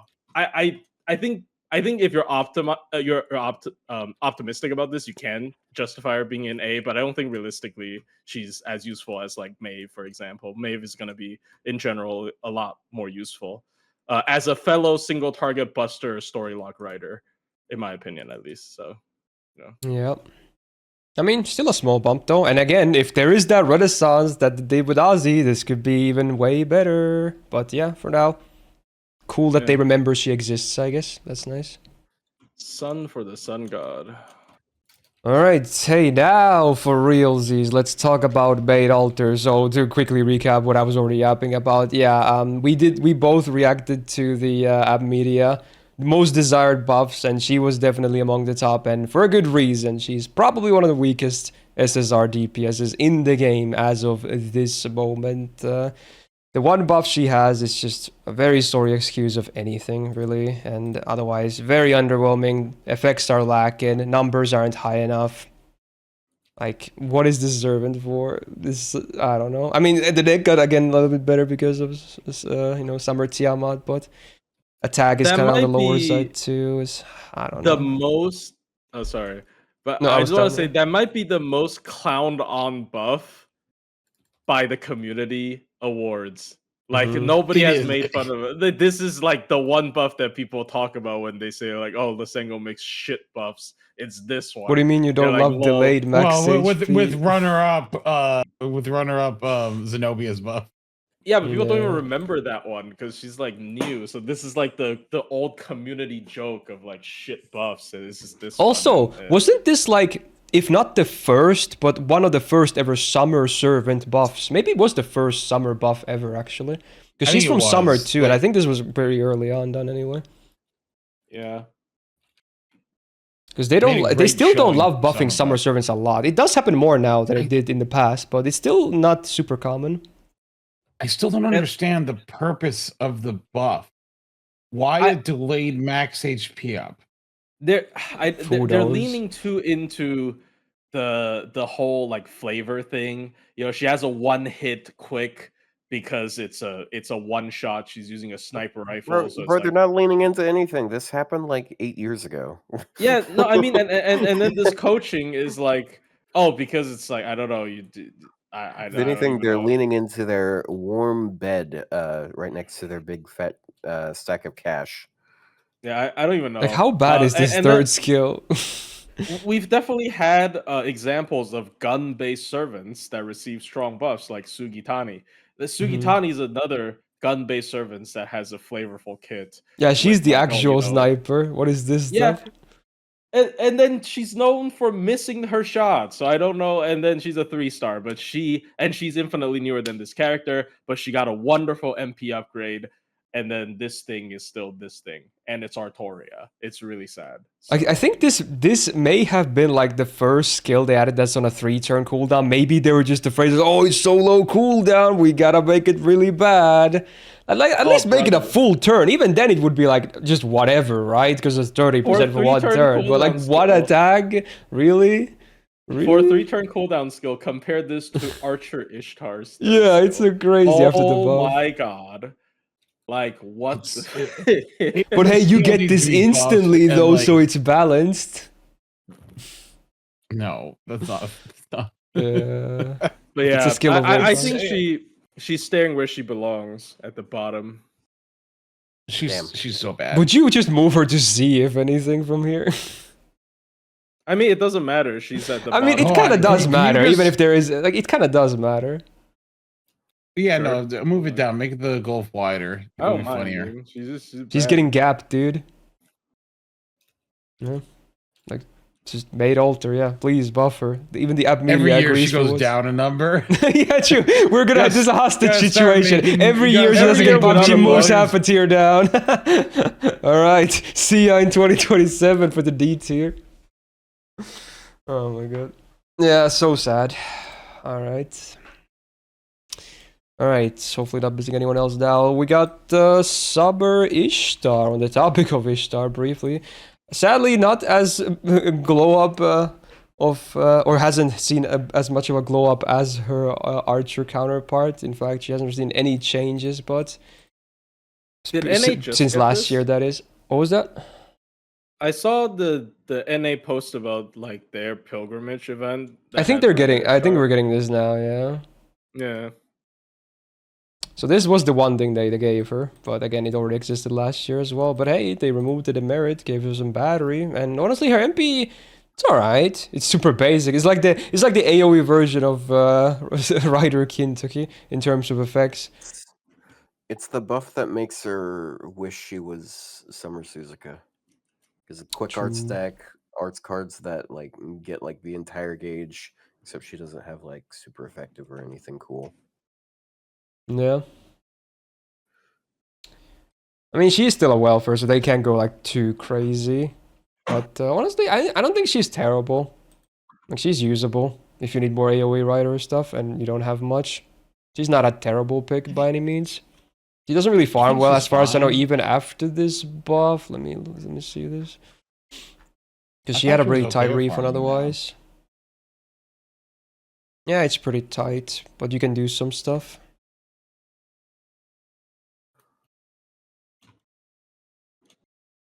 Well, I guess she can even BG in the right comp, but I assume it's against casters or something. All right. I don't know with that, like with Scotty overall, that doesn't seem that bad. Yeah. And if you're using the new plug, you have 10% more leeway with Black Grail. Yeah, the game boost is huge. Like the golden rule effect is like, it's a big number. It's rarely seen on, I would say, servants in general. Oh yeah, because they made it 50%. Yeah, that definitely solved the refund issue for sure. Yeah, that solved the refund issue. Like I think she's fine. Like if for like your first like decent. Okay, well here's the thing: is that there's a better free looping rider, but like she's okay. Are you talking about Habetrot? Yeah. Oh, I was okay. Habetrot does have true. I was thinking of someone else too, actually. Wait, who? A certain Santa. Oh, Santa Nemo is Nemo? better as well, yeah. I guess, yeah. Let's get a card tie. But yeah, you definitely have options, and she's not a terrible one by any means with this buff, because now she is actually properly workable. I will say the old thing that people talk about, where like, oh, leaving her at level 1, that is just completely gone though. Like that, I mean, it has been gone for a couple years. It's a cute little thing, but yeah, yeah, no longer viable. Yeah, it used to be a decent skill at level 1, and I used it a couple times many years ago. But now there's just so many other options for like, skill 1s. Yeah, again, if you want a self-sacrifice unit, Liz of the End, I don't know what to say, bro. Free. Yeah, like Merlin buffs. Like we have come so far from this. So yeah, like, even post buff Nobu's better than this. Like well, hold on. I think like from like if I don't know how to like if you're a brand new player, do you get more use out of her or Kintoki? Probably Kintoki, because it's hard to say, honestly. I feel like whenever you're looking for like a specific class, you're trying to deal with a boss, right? Like, so for example, I feel like you can use Ushi as a side grade to Kintoki though, who's free. Yeah. Well. For example, what about your AoE options? With, I guess you have some others too on the welfare shop, yeah, like Nemo and well, Habetrot you can't access as a new player instantly. That's the thing. The thing is, I don't necessarily think like as a new player for a lot of AoE stuff, you'll probably just bring a Berserker, but like for single target, if you're fighting a boss, like you want the counter class. For example, if a new player wants to fight Demeter, right? Maybe Kintoki would be a decent choice, even though I probably prefer Rider Liz, honestly. But you know what I mean. Like I feel like when you're looking for a specific class, a lot of times you're looking more for a single target than an AoE. I don't know if that's accurate, but at least that's how I feel. Because I do start new accounts just to get to a specific boss to save it for content, and a lot of times I'm like looking for single targets. Like, oh, I need like Ryo Gishiki here. Oh, I need like Rider Liz here. I guess we also have another single target rider who might also be a really solid option as a welfare, but yeah. Yep. She was in B+. I don't think I ever mentioned that, but yes, that was what she was last year, with this buff as well, I believe. I think she could probably stay there, honestly. I think Mordred's a bit better than her, but... I mean, like- farming-wise, like yes, Ishtar's- Mordred's better, I like but Ishtar's kit more, but like, Because like but like survival, I guess. it's also like No, Well, it's like actually- special stuff, just standard stuff. AoE arts being able to, arts is pretty good right now.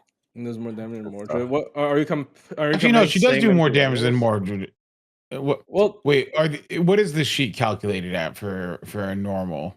I mean, quick loopers doing. Well, more it's than because of the arts free loopers, it's MP5, not I assume, bad. obviously. I mean, quick MPs looping harder than arts MPs is not that weird. Quick, like if you're using like Summer Scotty just has bigger buff numbers than Castoria because she has like 65% quick instead of 50 arts, right? Yeah. And quick MP scales harder. So I don't know. I think they could be on the same so tier, better than honestly. MP1 Mordred, but not MP5. That's for sure. Yeah, Yeah, I shouldn't be. don't know. I really don't think she's like better than Mordred. If Mo- I would not rate her higher than Mordred. Yeah. I know. I just don't think like as a welfare that Kintoki is better than her. Is my thing. I think Really? That's an interesting take. I've never liked Rider Kintoki. I've never found him very useful. That's my thing. Is so like I mean, okay. I don't know if you agree with the thing I said though. Like, do you feel like for welfares you're usually looking more for single target boss killers than because I feel AoEs? like people are gonna just borrow the friend support for a boss. There's not a lot of bosses that lock you out of friend supports. I guess. The only time I can think of except where, of if course, you're except of course a certain single target caster one. Which one? single target caster one. I assume he's talking about what Blushy was mentioning earlier. Certain Meter. floating, The yeah. meter. Oh, the meter. Oh, yeah, the meter. yeah. Because you have to pick Demeter. Caenis Yeah. NPC for that fight. Yeah. I don't know, but that could just be me. That's why I'm like not super. sure. Also, a certain other really hard story fight that makes you pick a Look, story the only- support instead on LB6. I'll actually be Oh. right back. Give me a second. But you guys keep talking. Well, look, I don't think you're using either of these for that fight on LB6. You know, Yeah, I mean, yeah, true, but it's just some examples, I for guess. the Stay Puft Marshmallow Man, you're not taking Kintoki. I feel like for they're that. fine like this, those three, like Mordred, Ishtar, Kintoki, personally. All right. I think I would keep them like this. Just letting me know, and I don't think Kintoki is that much better than the. I mean, he's half a tier. I think he's more flexible, just because of how good his numbers are. I don't know. We'll see. We'll see. Maybe we'll change some stuff later. Okay. Alright. Ooh, more 5 stars. Really, the next rider was this one, huh? Interesting. Anyway, next up is Lost Belt 1 King. We got Ivan. He's gotten definitely more love over the years. He's maybe he's not as insane on Has he? farming, No. but man, he has a lot of tools for like DPSing though. That's for sure. I don't think he's better than Iskandar. Oh yeah, to note, he was EX tier last year. I've never understood the massive glazing of Ivan. Like I literally think like with Drake's buff, like I literally think like as a DPS they're all the same. Like yeah, he has some Okay, well he has buff many things that removal. Iskandar doesn't. has He buff can removal, generate he has stars, debuff he has removal, invul, he removes buffs, the attack down can be useful, his MP spam is 10 times better than Iskandar's, he has a self-cleanse, he has power mods, like, and his MP is buff for damage, and the debuff actually ramps up pretty well too.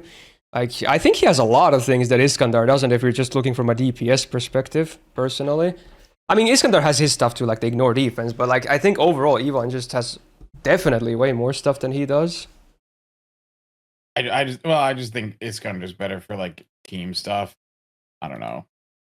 Well, Ivan is way more selfish. I'll give you that. But yeah, if you're gonna bring one as a DPS, I feel like Ivan will still definitely do a better job in most cases.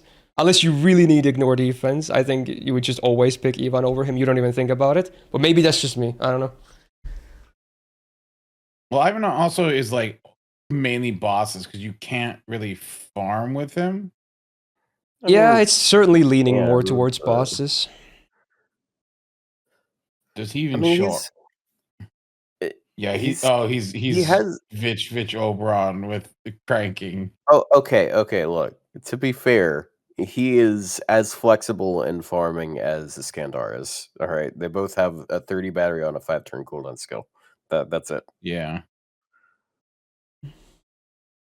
Well, Iskandar has the small edge of having the AoE attack at MP damage, but yeah, otherwise they're both not really lose super. In farming, he does lose the damage to Iskandar. Unless you're hitting a trait. I don't think Ivan needs to be placed at all based on a farmer, though, because of how versatile he is as a DPS. I think he's just a very good damage dealer. And again, he doesn't even have to hit his anti-traits to be good. Like, he still has a lot in his kit, including the ramping MP damage debuff. Like, he's totally good. And his individual numbers are like higher than normal because like usually you see like I just don't think he's EX. Like I could maybe see the like because we brought like down like we brought Tesla down, Gilgamesh. Who else we brought down who were like EX like solid? So I could maybe see him being brought down to A+ because I don't think even if you want to say like he's better than Iskandar for the most part, I just don't think he's that much better. A+. Yeah. Since we are downgrading a lot of servants. There was another one I forgot. Was it? Oh yeah, Eresh, for instance, we brought down. Like a lot of these similar stacked AoE Buster DPS are coming down from like EX, right? So if we're following that trend, then he probably could come down too, despite still being pretty strong. But I wouldn't mind A+. Do you have anything to add, Plushie? Or Yvonne? I think he's. Oh, he said he was going to go grab something. Oh, I missed that. Move him down while Plushie's gone. It'll be funny. Well, he can comment, I guess, when he gets back. I mean, he's still very good, but yeah, maybe not EX exactly. But hey, just very solid DPS. Has basically all the tools you might need. And then some. Right. Next up, more 5 stars. We got Achilles, permanent. He was placed into flat A, and I think that was mostly because he actually did get his MP buff, which was a cool boost to his performance. That's for sure. Otherwise, he had no buffs before this. And he can also ramp up his crit damage, which is awesome on his MP.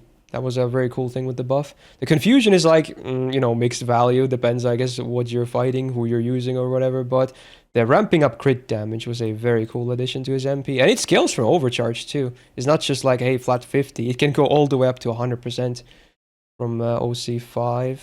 So with that, he actually has face card value as well. Yeah, it actually could. And especially when you look at his deck, there's a certain servant that likes this deck. It also provides overcharge boost. So yeah. So hold on. If you're using him with 2 summer Tiamats and they both NP, that's kind of is that crit cap instant? Because summer Tiamat, it's close at least, if not, yeah. 100% off skills, and then 300% off of the MPs at overcharge 5. It is then, yeah, because you get 100%, right? So that's 500%. Congrats, you're a crit cap. Honestly, that's pretty nice. Wow. If anything, he's now more solid in A. True, he had 30% here. You've already blown past crit cap because class score gives quick cards already 60% critical damage or 70%.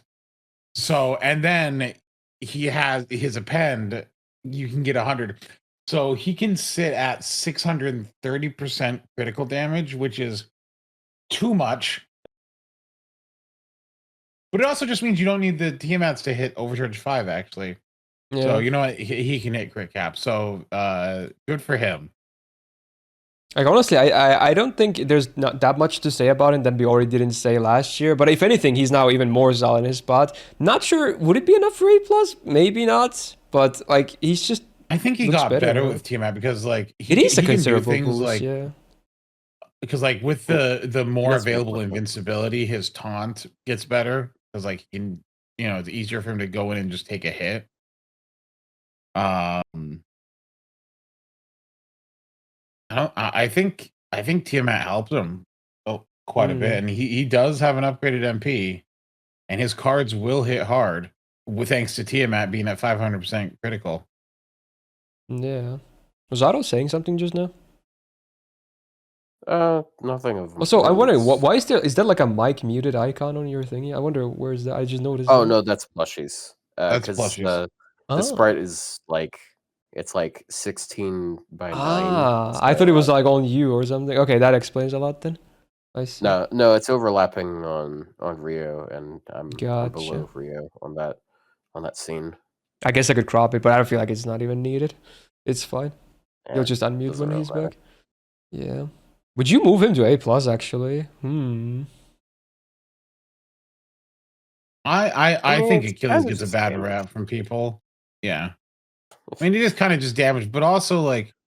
You say this, but, like, I know that here in, like, 30 minutes, you're going to be saying, yeah, Andromeda needs to be moved below him.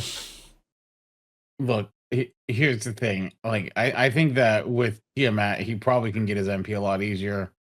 He's going to be critting a lot more. I don't know. I think he got helped. I don't know if it's enough to move him up a tier. Without Plushie here to tell me I'm stupid or not, and because I can't trust Otto to tell me I'm wrong. Because Otto always says I'm wrong. I am tempted to actually consider the bump. I think I might do it actually. Because the Tiamat combo is actually considerable here. Frick it, let's do it. Let's do it. Put him up there. This is like the highest he's ever been on a tier list. Plus he's gonna come back and go, "What have you all done?" True. We'll see what he has or to he's say. watching us right now because he's like on a phone call or something, and he's like in his head screaming, like, "No, don't do it." True. All right, Achilles. No buffs, but meta changes definitely have favored him. All right, now back to welfares. We covered the Lancer 5-star version. OG welfare rider Sakamoto Ryoma.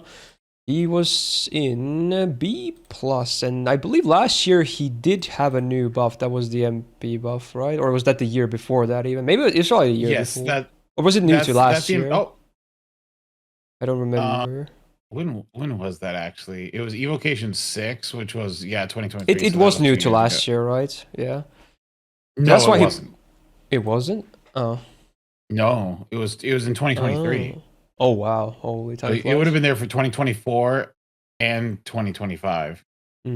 But yeah, I assume that was the main reason we gave him the B+ anyway, because he was looking a lot worse than a lot of the other competition, because his skills are pretty basic, let's be real. But hey, his MP upgrade was pretty cool. The Guaranteed Drain is also a very cool addition to it. It's not the most spammable MP out there, but just having a Guaranteed Drain on his MP is nice. Stars cut up a little bit too, not much, but... yeah, I mean, it's decently spammable. And considering, again, it's a free MP5, so it's having an upgraded MP is also nice. He's not what they really need to do is his competition, frankly. Really? I mean, I do think I wish they would buff that second skill, because, like, what is that second skill? Like, I'm fine with, like, him having a basic first and third skill. Like, what is that second skill? Yeah. It's a lot of, like, super bare bones skills over here. I'm not saying to move him up to Kintoki's level. I like using him more than Kintoki. Oh wow! But I personally think he's better than Kintoki, but because, like, the drain and, you know, just being arts and the, you know, I think he's better than Kintoki, but that's my personal opinion. I do like, even though he has very little in his kit, I do like his effects more for what it's worth. Yeah. Kintoki has like two things over him, which is like larger battery and then he also has like better gains. But Yeah, he like spams better. for Does the he most really part, have better like, gains? Like if you He if you does. His use gains are really good. Ryoma's Kentucky, arts card, Yeah, very good. Kentucky does right? But Kentucky has in a better party with say quick draw. Castoria buffs, is That's Ryoma's such arts a cop card out, gonna bro. do? That's Okay, such a but are cop you out. It's like, okay, but if you use no? Castoria to boost the Okay, best but NP Kentucky's gain art, gains like are Kentucky's gains really that good if he's alone? I don't think they're that great. If They're not anything, meant to they are have a quick change. they are really solid. like if anything, maybe I should move Kintoki Some next of the to better all of these that we just talked about on B plus. Because I kind of feel like there are things that I like more in Sakamoto as well, and then some things I like more in Kintoki. And it's like, and we already discussed Summer Ishtar versus Kintoki, and again, they both have their ups and downs as well there too. But I feel like the difference is not even that big, so we could probably move Kintoki to B plus. I think Kentucky should join them. Yeah, and just I keep them, think they're keep the kinda others equal. there, right? Yeah. Yeah. Ryoma's NP is not like it doesn't refund that much. I mean, it refunds more than Kentucky's, but like, sorry, I'm replying to I've someone in used chat. Ryoma a decent amount. Like I've never found his NP gain wanting. Like it's I've never it's been fine. What? Go ahead, say it. Hey, I can't, bro. Like Earlier, were you gonna say? no. Earlier, you said okay. So we're interrogating the idea of him having like great NP gain and whatever, and you're like, well, I mean, like with double Castoria, it's like, fucking course he has good NP gain with double Castoria, bro. So we're supposed to ignore their supports. We just talked about Achilles and we're like, yeah, Tiamat is the support. I think it's really kind of fair helped to assume him. that since she's Like, also so is it- common. Yeah, I know, but like at that point, it's like if we're gonna say like, okay, he has good NP gain, Okay, so let's just throw in that away every entirely game, because in every arc servant has game, good NP gain at that point. Otto, in like every game, characters are always looked at the lens of what the party and stuff like that. You don't look at a tier list and I someone know. go, oh, Look. I get what you're talking about. It's just it feels really silly to be like, yeah, he has really solid NP gain, and then just say like, okay, yeah. Well, I guess Well, the no, phrasing is the funny part, yeah, because it's a bit misleading, but it's still a valid point. It's Yeah. maybe internally on his own, not the greatest, but like, is his NP gain ever an issue when you're actually using him in a team? No. Yeah, it's just like the point is valid. It's just the phrasing that sounds a bit funny. Yeah. Yeah, at that point, it's just like an arts thing. It's not a Ryoma thing. Yeah. Well, no, there's some units that even with like their arts cards, even with buffs, they still have problems getting stuff. What example? Like one hit arts cards with like low gain or like who? I've had problems before with some units. I can't. Hey, what are you asking about? But you know, you've run into situations where like you buff up a unit and then their arts cards still don't get you enough charge. My apologies. I'm back. What were we talking about? Welcome back. We're talking about how arts isn't special or something. I don't know. No. He's saying that like he's like going, oh, Kentoki's gains are so great. Oh, but Ryoma's are bad. And it's like, yeah, but in a party, neither of them are an issue. And Otto's like, Ryoma belongs in the garbage. I'm gonna put him in the garbage disposal. And I'm like, no, don't do it. So what actually happened was we were talking about like I mentioned that Kentucky had better. Yeah, I guess I did say that Kentucky had better gains, but I wasn't saying that like as like. You're like, wait, did I just say what I was? Look, all I'm saying is that I think like Kentucky has but like one better skill and a 50% battery, but I think Ryoma has a much better NP, the guaranteed drain, and in a party, both of their NP gains are fine. I think Ryoma is I prefer him, and I think he's a better single target welfare rider than Kintoki. It's literally just a battery. I think on par. I don't think it's have better. as much. I think Right, that I mean, people like, that don't you have as much to work with Yeah, it's just are Kintoki's definitely going to better prefer Kintoki standalone, 'cause and then Mm. Kintoki's better So- standalone. I Ryoma wouldn't like has put the King Sakamoto Delirium. above him, but I as did far as move circling back to Kintoki what I down was to saying, their like, level. factoring in the Castoria, it kind of like neglects the one positive there. Yeah. Yeah, Mhm. that's I think he should just stay there. I think it's fine. Like I don't really. Well, I moved him down from A to B plus, but I feel like it's No, fine no, because we also had the No, discussion with him. I mean Ryoma. I assume we're. Oh yeah, Are we not talking about Ryoma? yeah. He was in yeah. B plus, and I think he's gonna stay there. Honestly. Yeah, I think it's fine. Yeah. Also, Yeah, when you I were think this is away, fine. we discussed Achilles and Ivan. We ended up moving Ivan from EX to A plus. Like same argument, like because we had like some of the other good AOE busters from the previous list coming down from EX to A plus. There's nothing really inherently wrong with him, but he's maybe not like insanely strong anymore. But he's still like really solid. So we put him in A plus instead. He's just selfish. I guess that's his problem. He doesn't really. Other than buff removal, I guess he doesn't really have any like super interesting utility. But Also, one thing we he- did after that was we bumped up Achilles from A to A plus because he really synergizes seemingly really well with Summer Tiamat. Like his deck is good, and then he has that MP crit ramp up, which scales with overcharge too. Like there's a lot to like about that combo. I mean, but you already have so much crit though. What do you care? But it's now Right, much that's what I easier mean, to though, cap on him. Like you can constantly you have can cap. pretty much maintain Yeah. 500% Oh, cap. And with all and with the times. correct Money deck on too, with it. Summer This- Tiamat, you have the double art. Like it's a really good synergy there. And he's Rider, so they're not even gonna steal his stars if that even was an issue to begin But with. Rio, I think Andromeda is just better than him in every way. Ah, Every single way. So are you prepared to move him to move her to EX? No, I guess how- We'll get to Okay. that when talking about Andromeda, but again, I'm gonna lay it out for you right now. Andromeda is superior to Achilles in every single aspect. Period, in my opinion. I have Really? never seen Andromeda anything other than a laughing stock of a character.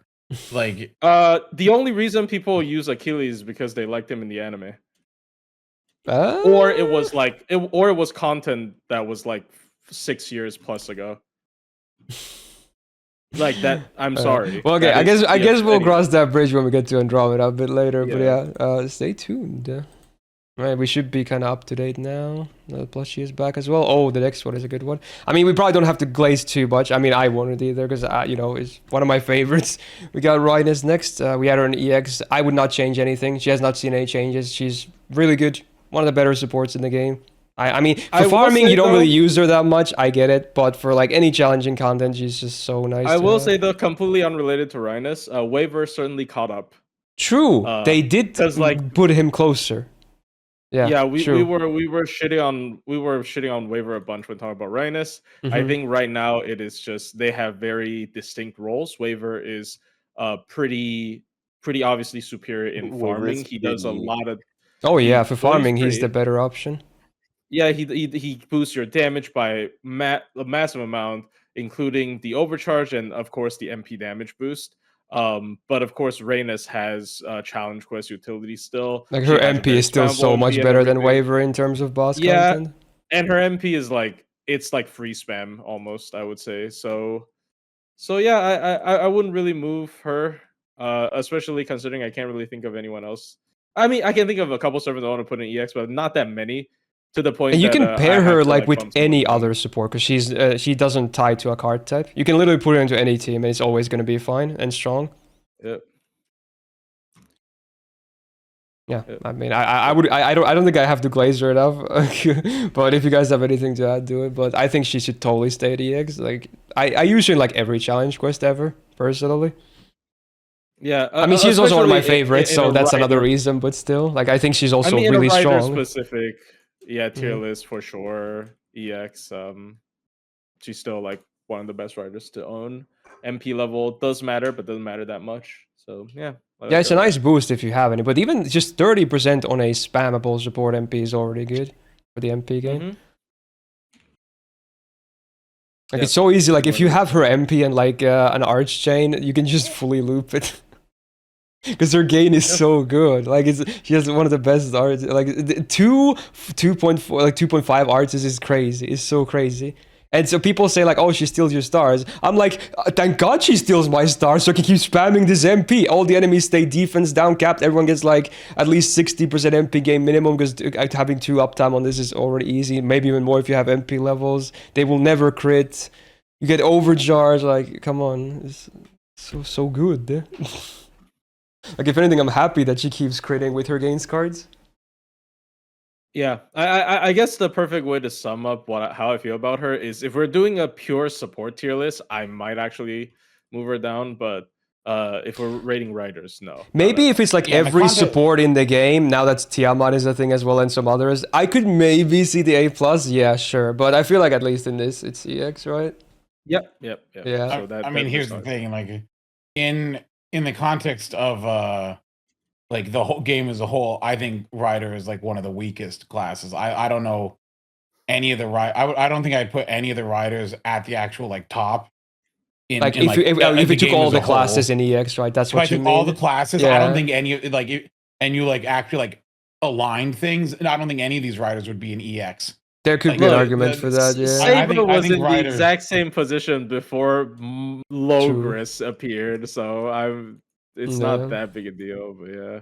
Yeah, I mean, there are some classes like that, but like I do think Rider is one of the weaker like classes. But again, it's funny. Like I said earlier, the class itself is good. It's just that the power level of the servants in the class isn't like that great compared to some other classes. It's not the weakest class power level wise by any means, but it's certainly not among the best either in terms of the servants. Is it like?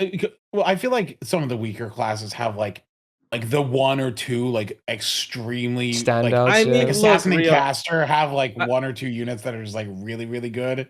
Caster, what? Probably more than a few, but yeah. You mean? I mean, well, I guess as like DPS goes. Like DPS. We're talking about like traitless single targets. Ozzy still is like really, really high up there. Yeah, and Rider has Taikoubou, has Noah. Like those are top tier. Spoilers, those are top tiers in my opinion, especially Noah. And then we have like Constantine. I don't necessarily think that's. I mean, yeah, I kind of know what you mean, but at the same time, like you know what he means. On the other hand, like if you look, yeah, like Assassin. Put you on a boat in the middle of the ocean, and you're not gonna know how to. Okay, look, I'm sorry. There are like 2 assassins in the game. There's Koyan Light, and then there's Kama, and specifically for Grand Assassin, there's Gensai. There's 3 assassins in the. Okay, I'm sorry, that's too much. Hey, my Okar actually one-shots Grand Assassin hardest difficulty. Okay, yeah, I'm half joking, but like, anyways, I think yeah, I kind of get what he means, but at the same time, I'm like, yeah, you know what? Yeah, at least Riders has like 2 good supports. So. Oh yeah, also you not saying Tez is kind of hurts. But yeah. Oh, you're right, Tez. Yeah. Tez fell off. Tez kinda okay. This is a topic for another day, but I haven't seen him in a while. Where did he go? I mean, I'm pretty sure he was EX like easily last year. I mean, well, again, that's like 3 weeks away with the break. But yeah. Let's. But yeah, for the sake of the Rider tier list, we're gonna keep Reines in EX. Okay. Yeah. Cool. All right, next up, more 5 stars. We got Vinci Lily. We had her on flat A, which honestly, I mean, she's super basic, but she's one of those servants that just works, right? Like, there's nothing inherently wrong about her, but her damage could be higher. I feel like that's the one thing. But otherwise, she spams really well. She likes her team too. Like, you get easy charge for her MP as well. She's semi-self-sufficient. Has some utility for boss battles too. Like, it's just many good things, but nothing really too stand out, I would say. And I think the damage still could be definitely higher on her. I still like her being able to charge the party and stuff. Yeah, the MP she had one with the star. She had a buff where it's like star per turn, something star per turn. Oh yeah, this was a buff. She had stars per turn on her first. The buff was kind of new last year. It was but in, like, we definitely talked about it, I believe. Yeah. It's funny because it's like it helps people like spam their arts crits and stuff, but like she's already like charging the team like crazy. So yeah, like Da Vinci Rider is one of those characters where like party utility is really high, but she's also just a potato. Like, I mean, it's just the charge, honestly. For part, I guess not. It's what charge. Other than the charge, what other party utility? Like she doesn't really No, there's help the the party overcharge per se. too, right? And the small battery on charge, top. But overcharge. yeah. And also MP damage is 3 turns.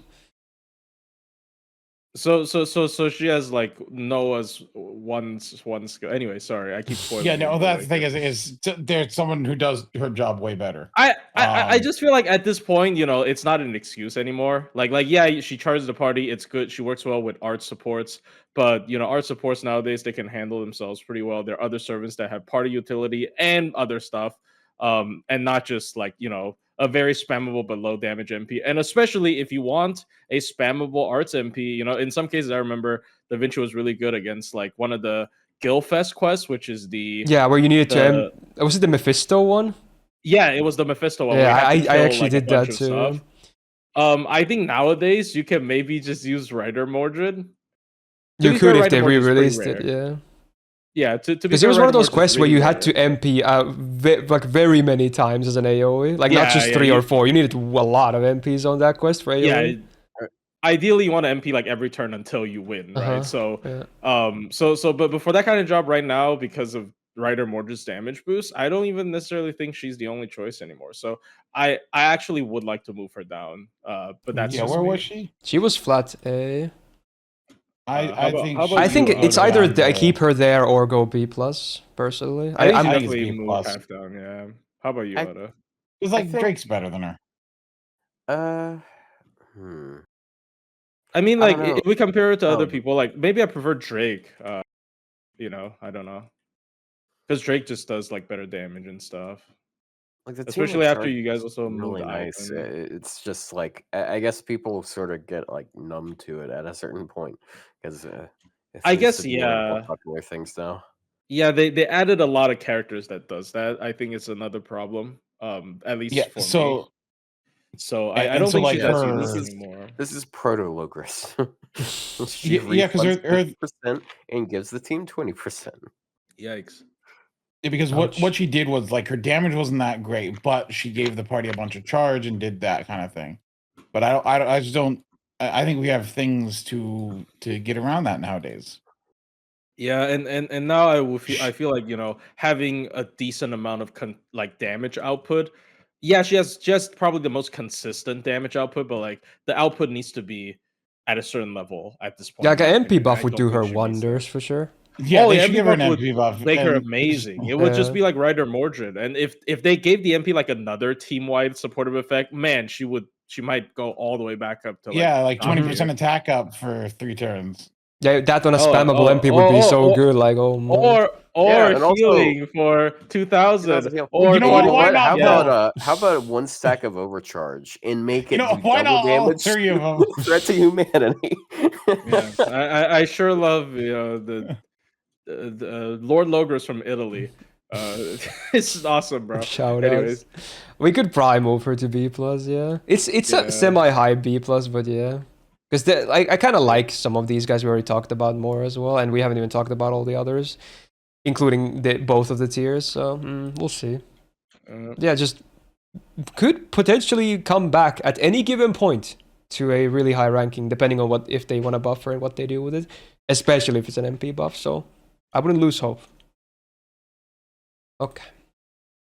All right, Summer back to 4 stars. We got Carmilla Summer. We had her on flat B, so she's like, you're like debuff extraordinaire. You can do a lot of interesting debuffs with her. Interesting new servant. I've never seen her before. Yeah, she's all about debuffs, really. There's a lot of different, some utility, but mostly it's just like damage stuff. She has like the defense down versus crit damage specifically, but then also normal defense down too, right? Interesting. I mean, like, I never really used her personally. I'm not saying she's useless, but I never really used her.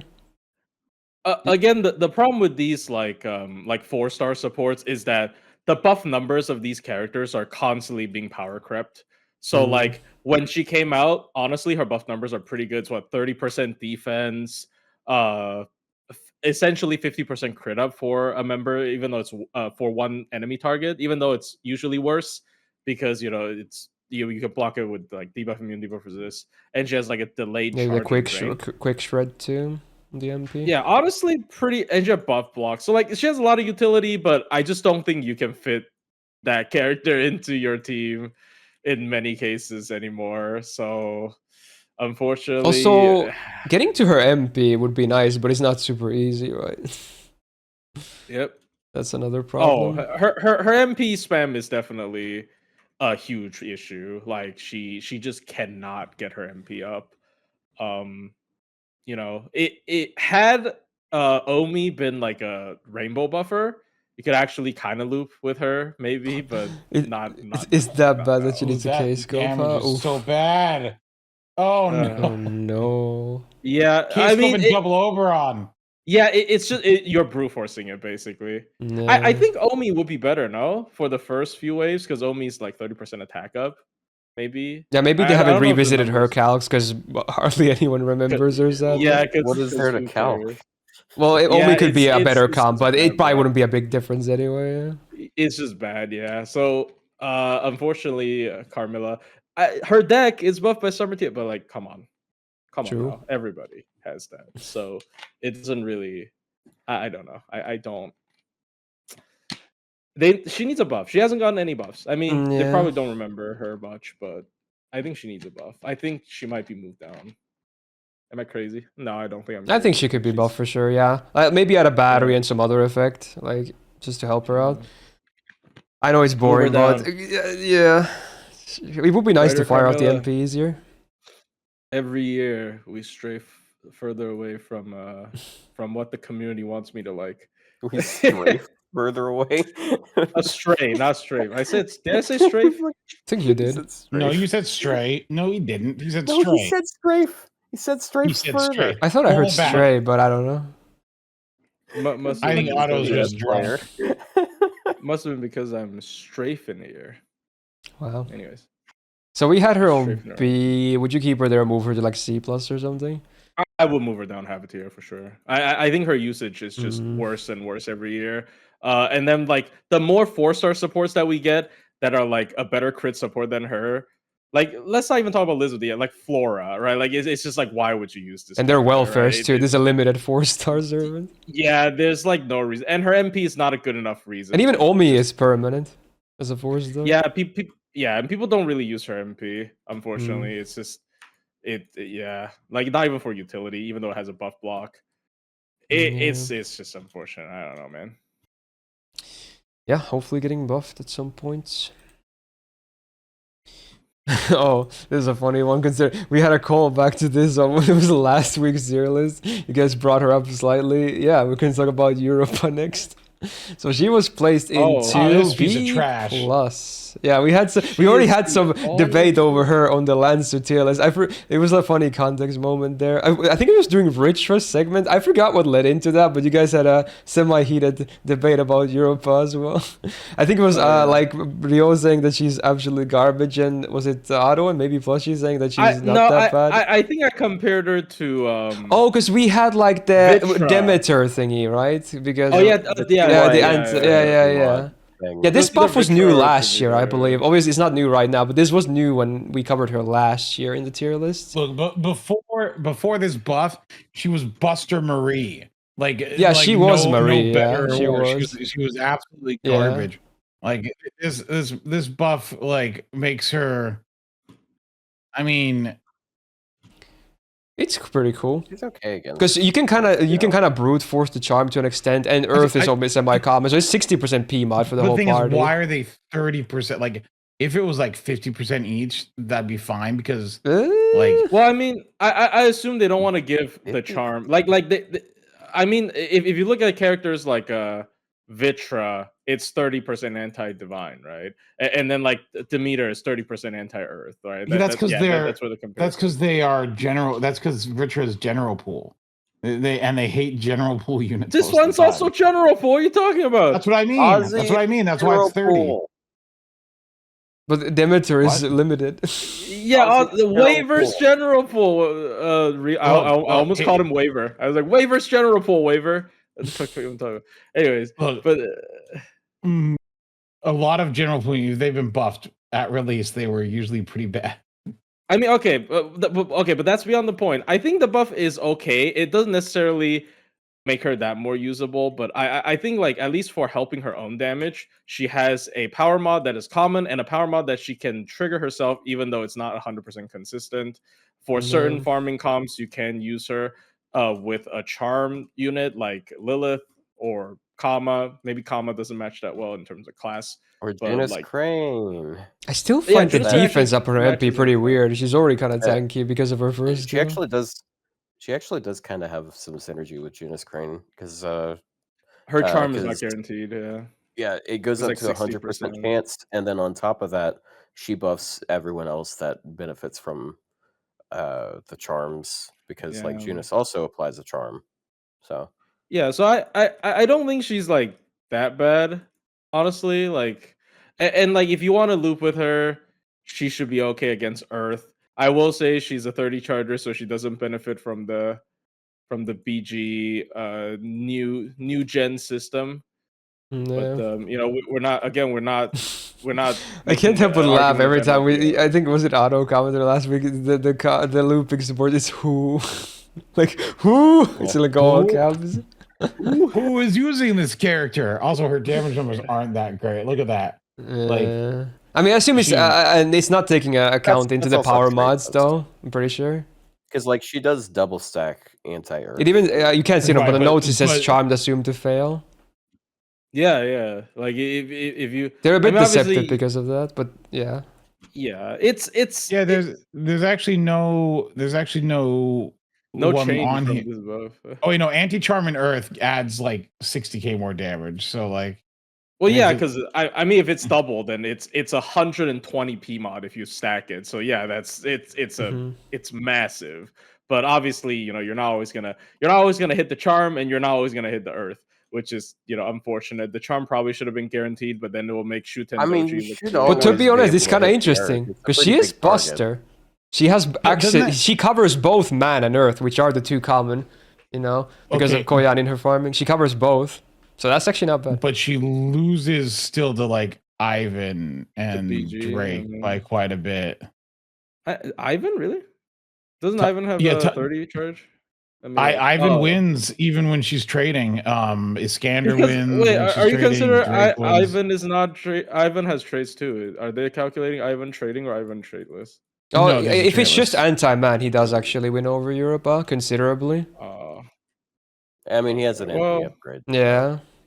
Well, I mean, I will say though, he has something he'll never have. No, before Drake's buff, I genuinely don't particularly like Drake much more than Europa. But after Drake's buff, actually not going her way in my opinion. Like before Drake's buff, I was like, you know, sometimes I think Europa think she over. should go down. I think she should drop down to B. Just put her in B and let's just leave. Yeah. She could probably come down. It feels like Otto's upset about this. Like Otto wants her to go up. I don't know what you want from him. He already conceded, Rio. I don't know what you want from him, bro. Kicking a man I while want he's him down. to stick to his ideals. I want him to fight for what he thinks is right. I think B is okay. Like it's the second from the bottom here, but like she's still notably better. Hey, she's not Maid Alter. Yeah, and B is supposed to be like average. Yeah, B is not bad. It's not a bad ranking overall. Like just because there's others above her, like overall in terms of power rankings, it's not like it's a terrible rank. It's not amazing, but it's not terrible either. Then again, they did tease some Greek-related stuff. If they buff her again, I think she'll be better than Drake. Oh, he's starting again. If she gets buffed again, she'll be better than Drake. Wait, what did you say, Otto? He was talking about like his it shapes. looks a little bit more like a face now. He's starting to visualize. I'm gonna break your legs. Well, I don't. I swear. I don't get the joke. What? Because he's like he's starting to see stuff again on this. He can't help it. He can only see faces. What was that? Oh my God! You're still. What are like green is not a creative color. What is that from again? Oh my gosh, it's the Don't puppets. hug me. It's like, I'm scared. Don't Don't hug hug me. me, I'm yeah, He looks scared. like It's not he looks creative like one of the because like he's always got his mouth open and dumb looking like that. Yeah, and he's got the hat. It's kind of like that.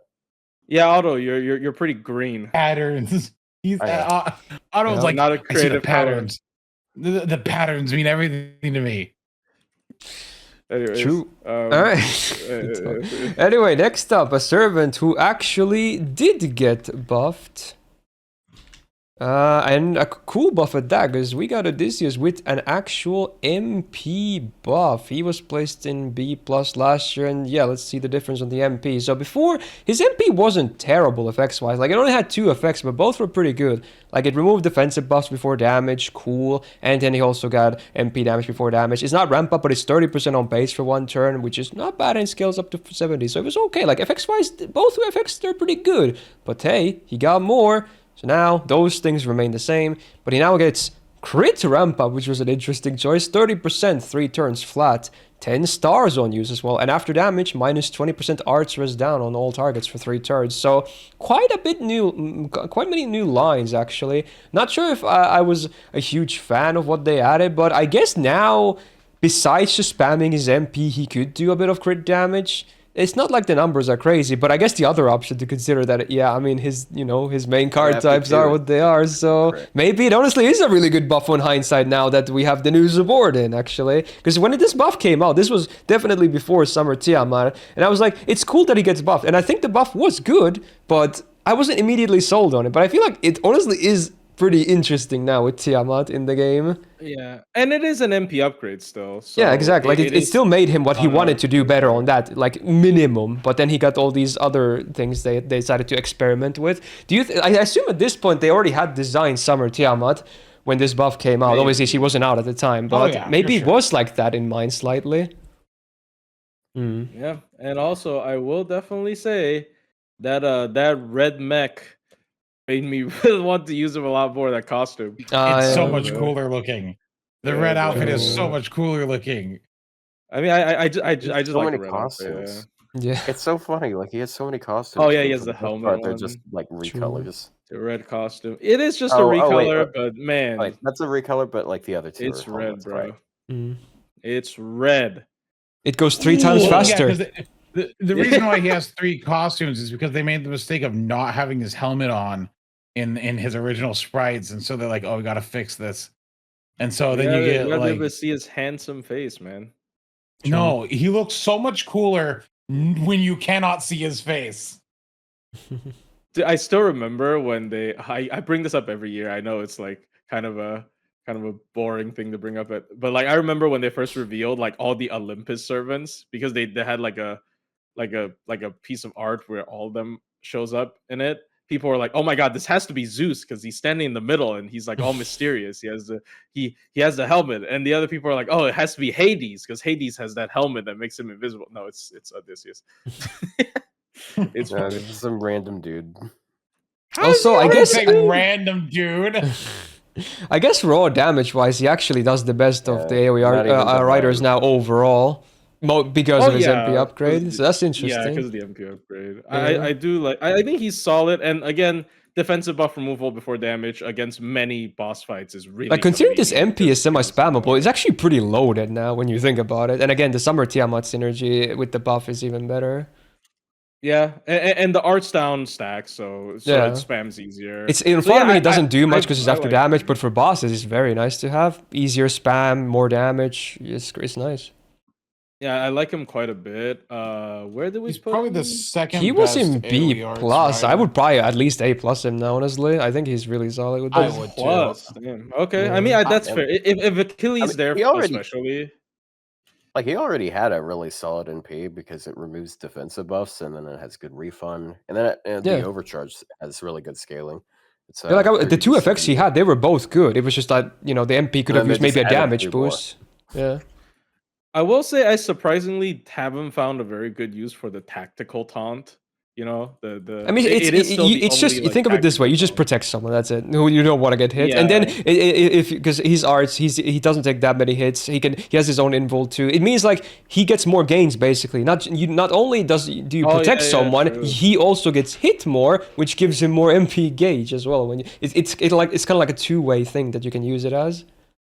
Yeah, that's fair. Yeah, it does mean you I- can bring like supports that might be weak against the class you're taking and make Oh, sure they you're don't Yeah, die. that too, right. yeah. You're right. Because you can bring Because we have like, supports in like basically all the classes now that are viable. So yeah, that's also cool for Yeah. that. So it Like- sets age pretty okay because of it. Yeah. I that's fair, honestly. Like one of the most like base good arts. Okay, there's another one, but yeah, I would say like at base really good. And he's permanent, so a lot of people are gonna have him. So A plus is fair for now, I guess. Yeah. Yeah, he got the glow up he needed. He's in a good spot.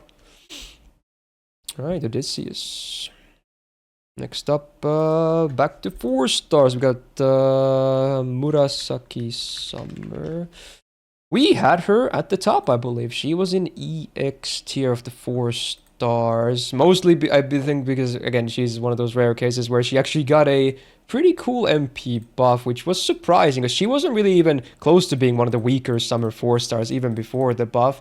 And then they were like, hey, let's give this arts spammy MP DPS and MP upgrade and give it super effective on anti-earth as well. It's a pretty interesting choice, I guess. I mean, It's still one of the strongest single target rider NPs, isn't it? It should be, yeah. I the only thing I don't like obviously is the chance-based train, but otherwise, yeah, it's nice. The thing is there's, I think the other summer 4-star rider that came out is stronger than her. We do have a new edition, yeah. Am I not crazy for saying I that? was going through the new kit earlier, and it does look pretty good. So I don't know. It does look For pretty nice. utility, she's definitely stronger. For DPS, depends on what you're hitting, obviously, because this, you know. Yeah, Earth is still gonna be like more common than lawful. Yeah, and That's also true. this is like it's easier to slap on an arch looper who has charge per turn than just like, okay, I've just MP every turn for like 5 turns and then he's dead. Right? Like it's probably simpler. But then yeah. The other 4-star we'll talk about at the end. She has like better utility, which this servant I remember when she first came out, people were also saying like you can use her as like a semi support. I don't think it's good enough anymore nowadays. She's probably just a pure DPS. Yeah, she's Kinda like, fully DPS now. yeah, like in a similar situation to Chiron, where like you're just back to being a pure DPS because of your MP upgrade, and you remain very solid. So I don't know if I want to move her. Are there like a lot of 4-stars we want to move to EX? Not really, right? So I think she can Up stay. here, I feel like there's Are not going to be a there ton of any movement on the upper I don't ranks at think- this point. Like even if you add the newest one to EX, which I mean I still got to think about it, but it's not that big a deal. I guess the actually main wanna move comparison another of character to these, EX, it's maybe actually. not Cinderella, but probably Caenis Summer then. She's more focused on crits. They have a different game plan though, but they're both like single I targets. definitely think Murasaki's better than Caenis. So I mean, like, I would say Murasaki's- that solely because of the MP upgrade, so I agree, yeah? Yeah, the MP upgrade probably makes her better than Rider Liz as well. Yeah, I would say so. A little bit better, yeah. So yeah, that's fair. I think EX is fair. I think it's a 4-star list. I think she barely makes it into EX. I think Yeah. it's fine. It's not like she's like, oh, it's a no-brainer. I think it's barely EX, sure. She's up there. Yep. The MP upgrade really was a thing that they decided to do. So hey, yeah, she's still very good. Okay. Otherwise, nothing has changed. Stays there. Speaking of changes, though, more buffs. Not only did we receive a new variant of Yaboy, we also got love for OG Nemo. He got a buff. Wow. Oh, so we're talking about Rider Nemo? Which is, Yeah. Oh, This which is- one? this- Oh, I All should 3 of them clarify, are- I guess. Oh, no, the name is All- different, though. The names are different. No, but the Santa. Yeah, but I'm all gonna 3 of write them are Santa if it's Star Santa, so it's Rider. fine. It's so Yeah. wow, Rider I guess Nemo. that- I love Rider Nemo. yeah. By the way, Yeah. this skill buff is actually really funny after looking at Drake's. Oh yeah, let's go over the skill real fast. So previously had a Voyager of the Storm, which was, I guess, ever so slightly better than normal one because it had the condition of giving bonus attack for 3 turns if you're on water side or void map, but it was still not great. But now, after the buff, again, we got 3 turn effects. It's not as high as Drake. It's 15% on both the MP and attack, but both being 3 turns is nice. And hey, you also got another new line. Party buff removal resistance for 1 time 3 turns with the always 100% on max rank. So we got some utility too, and more consistency. So now, on a 5 turn cooldown, skill is pretty good, for sure, pretty good. I do wish there was 20% on the guaranteed MP damage and attack, but certainly looks quite a lot better than in what it used to be. So I actually have a weird take. I don't know if you guys agree.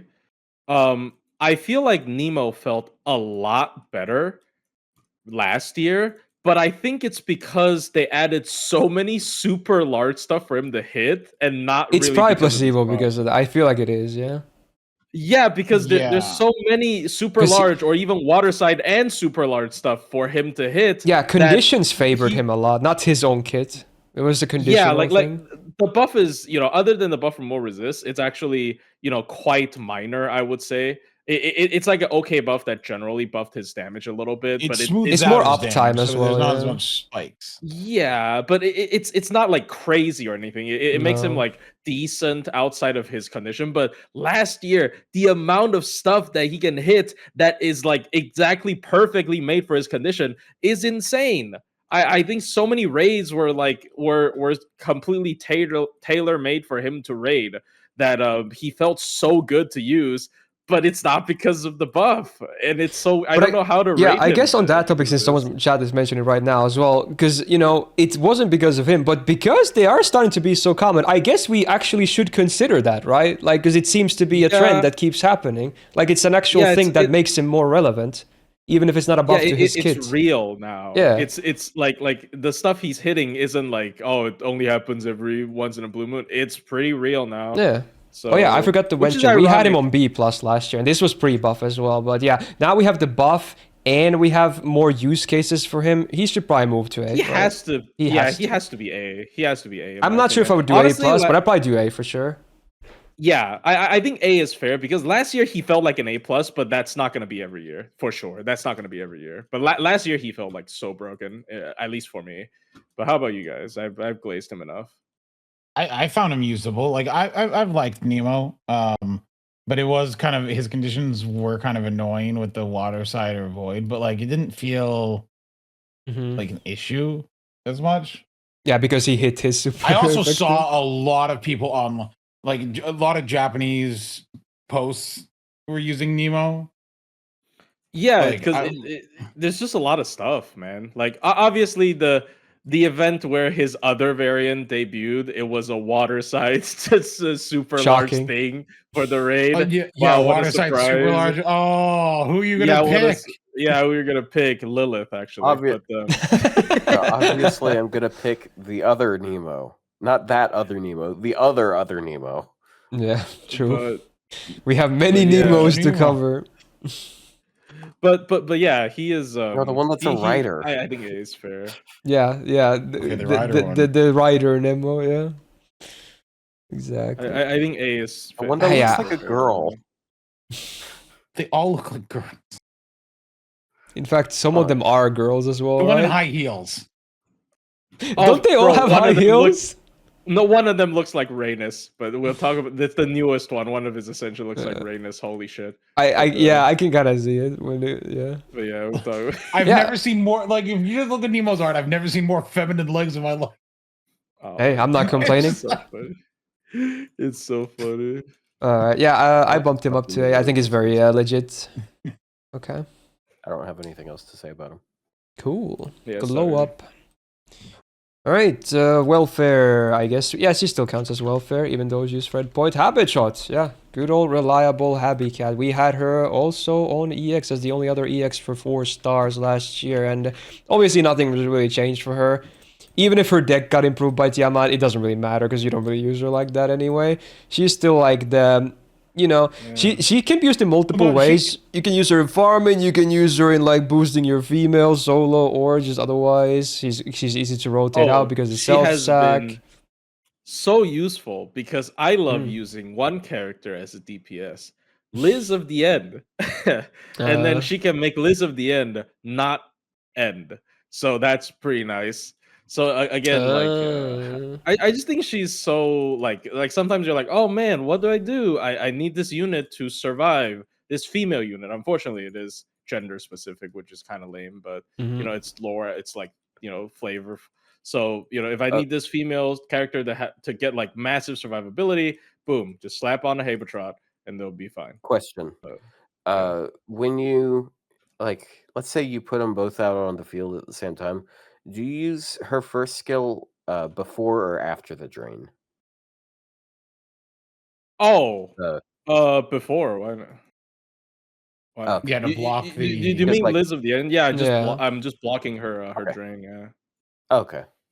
Okay, because you could also get to higher HP faster than the other way. Okay. Because what do you kind of mean? either way. But then can you work. keep the drain and you lose HP every turn. But you could also just remove. Oh, do you mean you kill her and then you start with 5,000 HP because of the guts, and then you heal back? Is that what you mean? Because the guts is pretty big. No, but that's the thing, I guess. Oh, okay. No, I was options. just asking because yeah, either way, it doesn't matter. Yeah, and Anyway, then she also another thing with her is that her MP drops stars and she's a self-sacrifice unit. So and her MP she can fire her MP by herself from her own kit for free. Yeah, she almost has perfect synergy with Mash Paladin, which I guess maybe it's. I mean, it had to be because of because she's Black Barrel, in the Black Barrel. So I guess it makes a lot of sense that they have synergy.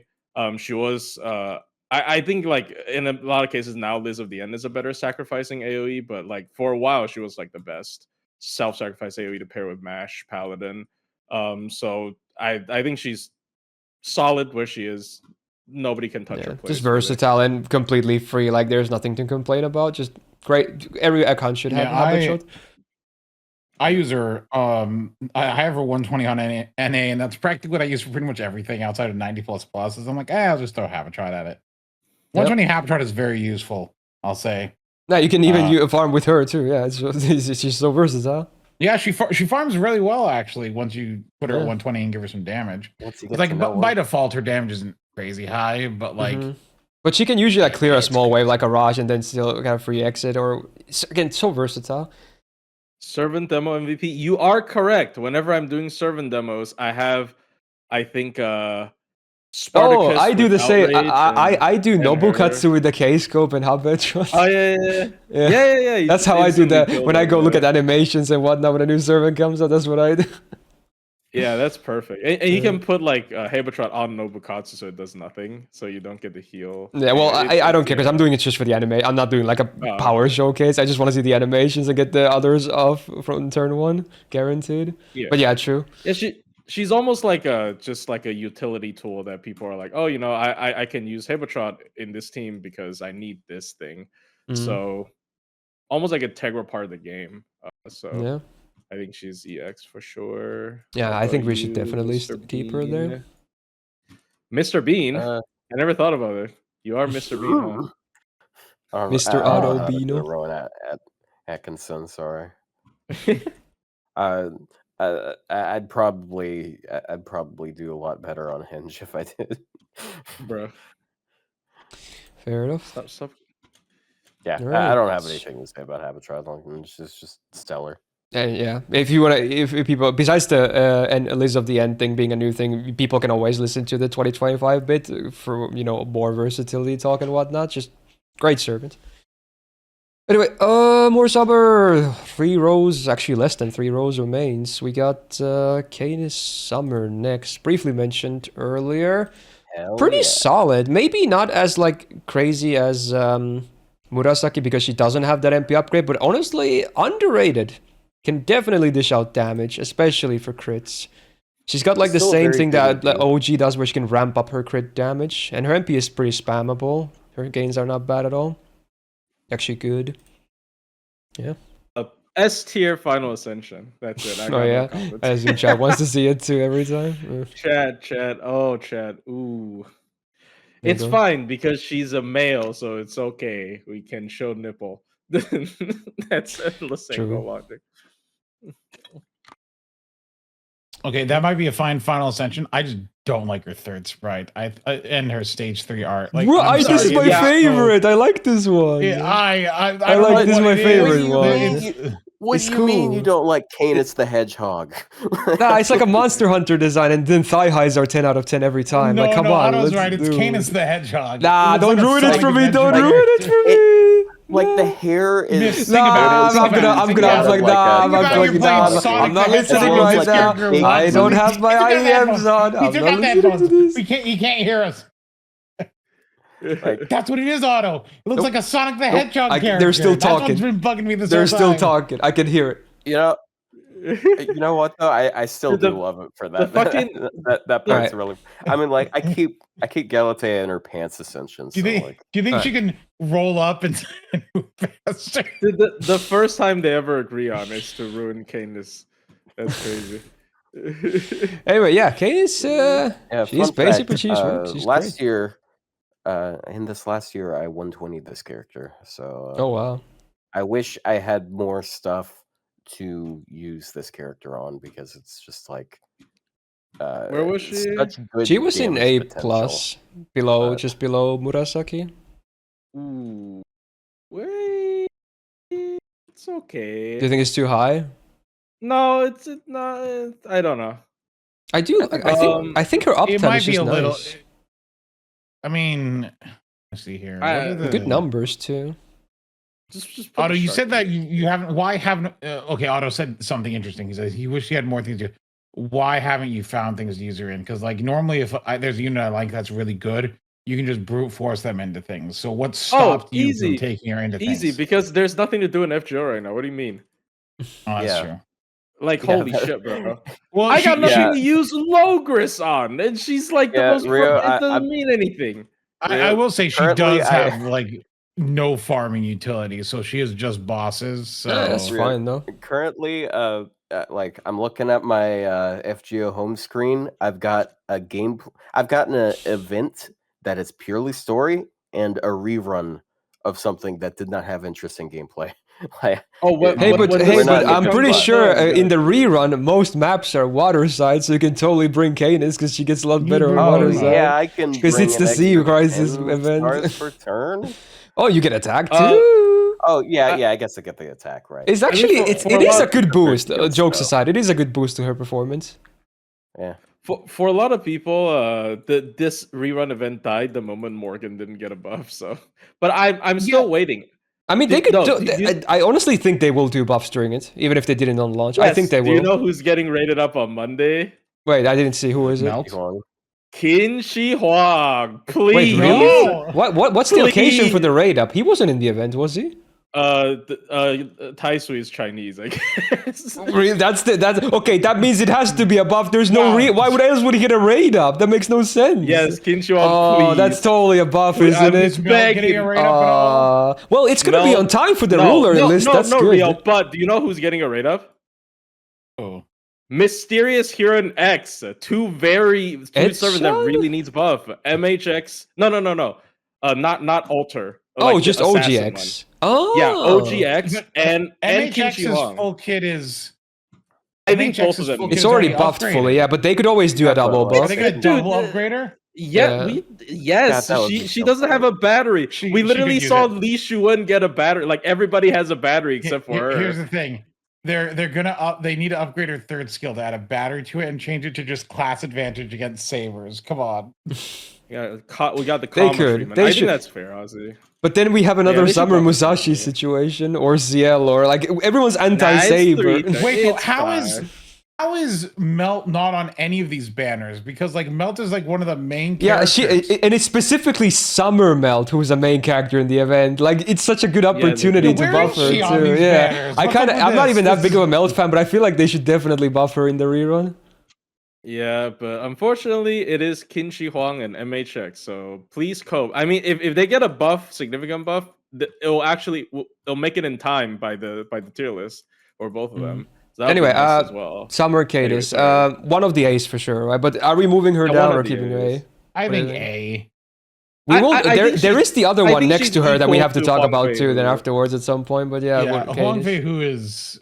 I think she's as good as Huang Feihu. I know that's auto. All right, let's go. Yeah, that's fine. I Don't worry, Otto. We're not gonna. Well, You're not I gonna lose don't- Suzuka. I don't know Is it- because I guess like he does have Oh, like see, but Otto now it's looks like sort a of face like with a really long NP spam nose. versus crit damage. Mhm. Like he just has 2 modes instead. I don't know. Yeah, it depends. I think it's really dependent on the play style. Like Huang Feihu, I would say is more well rounded. But you know, Caenis is a bit more like hyper offensive. And I guess we do have the latest 4-star edition, who's like Summer Canis, but basically better. I mean, actually, yeah, I can't. God damn it. But like, yeah, I mean, I would say A just to be a little bit, because like depending on how much credit you want to get the free MP5 Liz, right? And do we have evocation when Liz came out? I think it was she was already there. I think so. Because like I don't know, like Liz would see a lot more play just because people would like randomly buy her from the shop, just so like, oh, I want to fight this random caster. But I don't know. It's a difficult. I think like A or A plus either. Well, let's go with A for now and see how the other two, or the single targets are next to her pan out. Yeah. Okay. Cool. Speaking of which, next one we got Cinderella Liz. So yeah, another welfare. In fact, how many welfares are there left? Just 1 after this? Yeah, only 1 remains after. But yeah, Cinderella Liz, at the time when she came out, probably one of the better DPS welfares the game had ever seen. Maybe not like the best anymore by any means, but certainly still pretty damn solid for a 3-4-star single target DPS. She was in A+, as we just mentioned. Like her kit, it's not amazing, but like the demerits, they're deceiving because they're honestly not even that bad because her MP mostly takes care of them all anyway.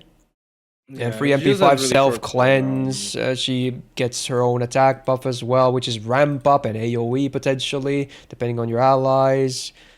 Like she's a good Liz. Pretty nice. Yeah. If she gets like, you know, like if the boss casts like a bunch of like attack downs, MP damage down or whatever, she can just like cleanse it before. And just gets her demerits off easily. Yeah. So like I still like her a lot.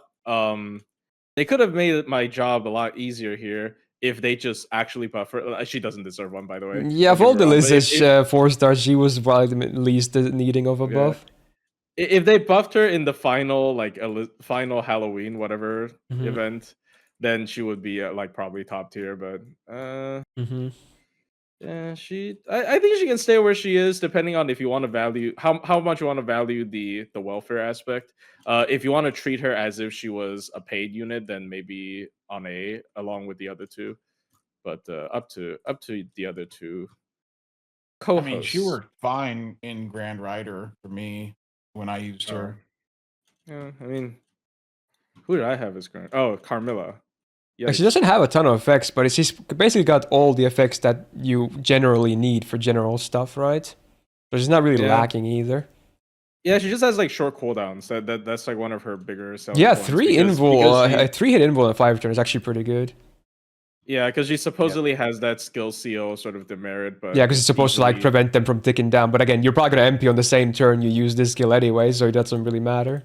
I am so glad they made her early because now with Logris's precedence, and because she is like a fairy tale servant, they definitely would have made her fall asleep for a turn because of Sleeping Beauty or whatever the.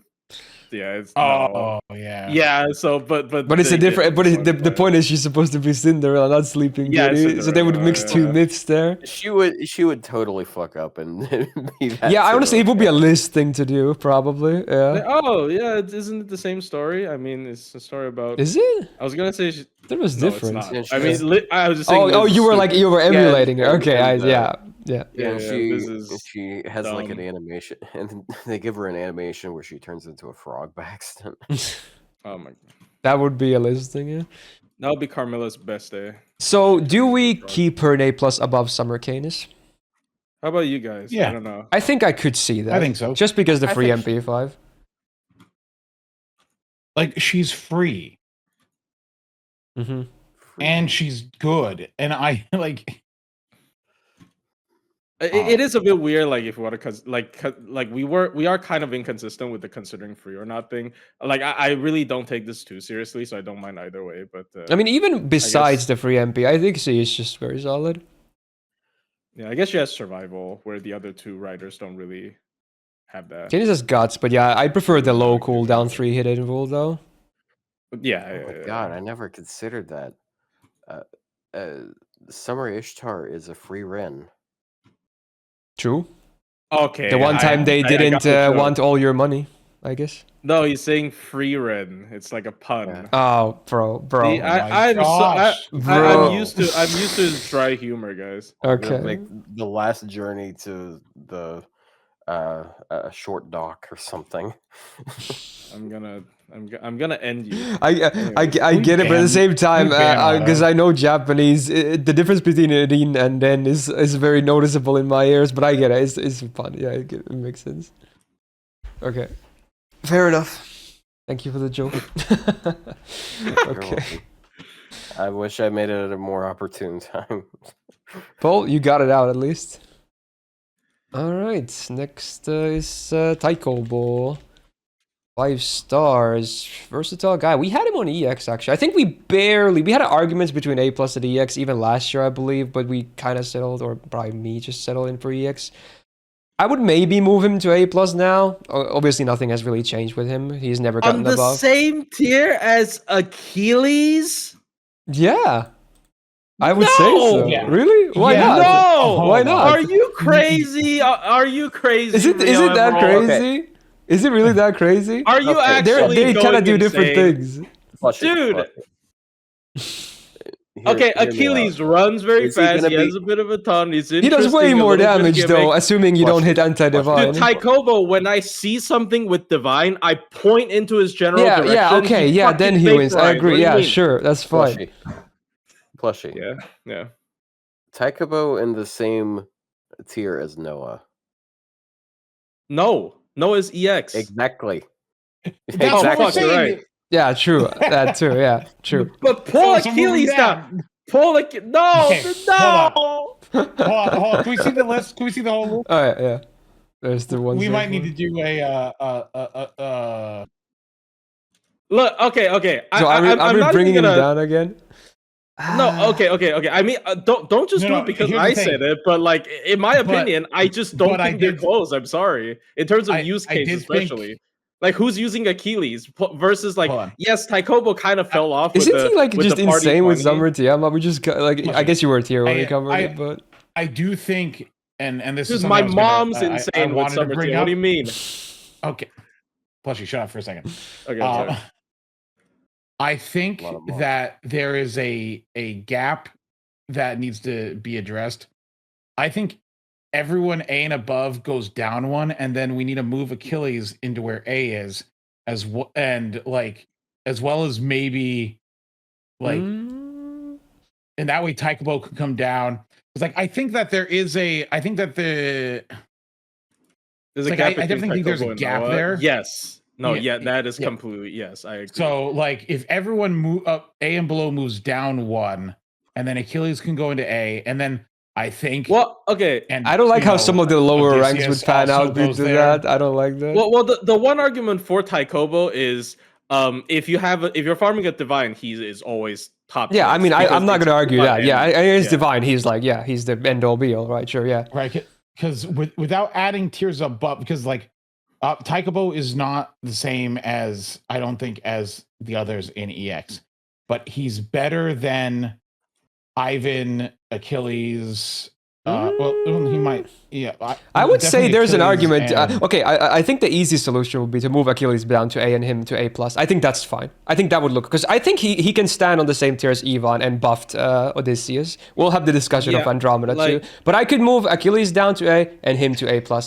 I would be okay with that compromise. I want to apologize to Achilles fans, and I wasn't even here for the conversation, but I just they're not in the same tier, especially if we're looking at like use cases. Like there's nobody that's actually using Achilles. Like if you just like there just isn't. Move him down. Okay, I'll do the compromise. We'll move Achilles here, and he gets to go here. There you go. His kit. You mean Achilles? Well, yeah, but like his kit isn't bad. I'm not saying he's bad, but like Taikoubou is phenomenal in certain situations and decent in like non-divine. He's kind of fell off as the multi-core farmer. I would like, say against non-divine, Achilles is the better DPS though. I don't think it's even that close like, because of the crit ramp pure up. DPS, yeah, pure DPS, yeah. And he has an I guess upgraded he's more MP of a too. farming based unit. Yeah, that's fair. But divine is non-divine. common, I suppose it is. Yeah, but he's not okay. But like CQ versus farming, right? Like Taikoubou's always gonna. I mean, you don't farm with Achilles, you just don't. Yeah. That's what I mean. I like that's why I'm talking points from him compared to Taikoubou. But I guess Taikoubou in the CQ isn't necessarily amazing without divine, so that's fair. Anyways, All right, sorry. there's the compromise. All right, I'm honestly okay with this. I don't mind this. You went right back down. Damn. True. We go up and we go down. The universe realized that it was a little ridiculous that Rio was fighting to get a man to get moved up, and it corrected itself. Wait, True, you're right. I'm only going to argue for women. I mean, it looks pretty good on paper. I'm not gonna lie, it looks pretty good. Because I think Achilles is better than. When was the last time you used him? Well, I feel like for a lot of these, you don't use them. Don't that ask him much. that question. That's mean. Like in your last life, like before you. But okay, I don't think we can use the argument too much of when was the last time you used it. There's like how many servants are in the game now? You can't really use the argument these days anymore too much. I'm just saying I'm surprised that out of all people, Rio defended him, because I think Autos definitely would defend Achilles. Look, I just think that Achilles gets a bad rap sometimes. I feel like he's over. I agree, honestly. Yeah. All right, we'll go with this. Okay, cool. Sorry, I apologize. No, it's fine. Hey, this is what the people want. It's good. All right, Dobrynya. So we briefly mentioned her earlier because of Martha with the dragon power mod thing. She was placed into B+ last year, and nothing is changed with her. She already had the MP buff last year, yeah, which was a good help, to be honest, because she was in a weird spot that unless you work up against Dragon, even then her damage wasn't amazing, but now she actually has a bit more stuff. I like the, party gauge as well for a bit of an added thing there. And then, again, she has the party. Same thing as Martha there. But hers is smaller, though, so at least Martha got that going for her. Hers is 30, Martha is 50, but she herself can get up to 80%. That's the difference. But so Martha is like the support version of her, and she's the more selfish DPS with a bit of team utility. That's how it is. She's so close to being able to Black Grail, like, because like her third skill, it's on a low enough cooldown that you can use one Koyan, and then you can use Omi? double Omi.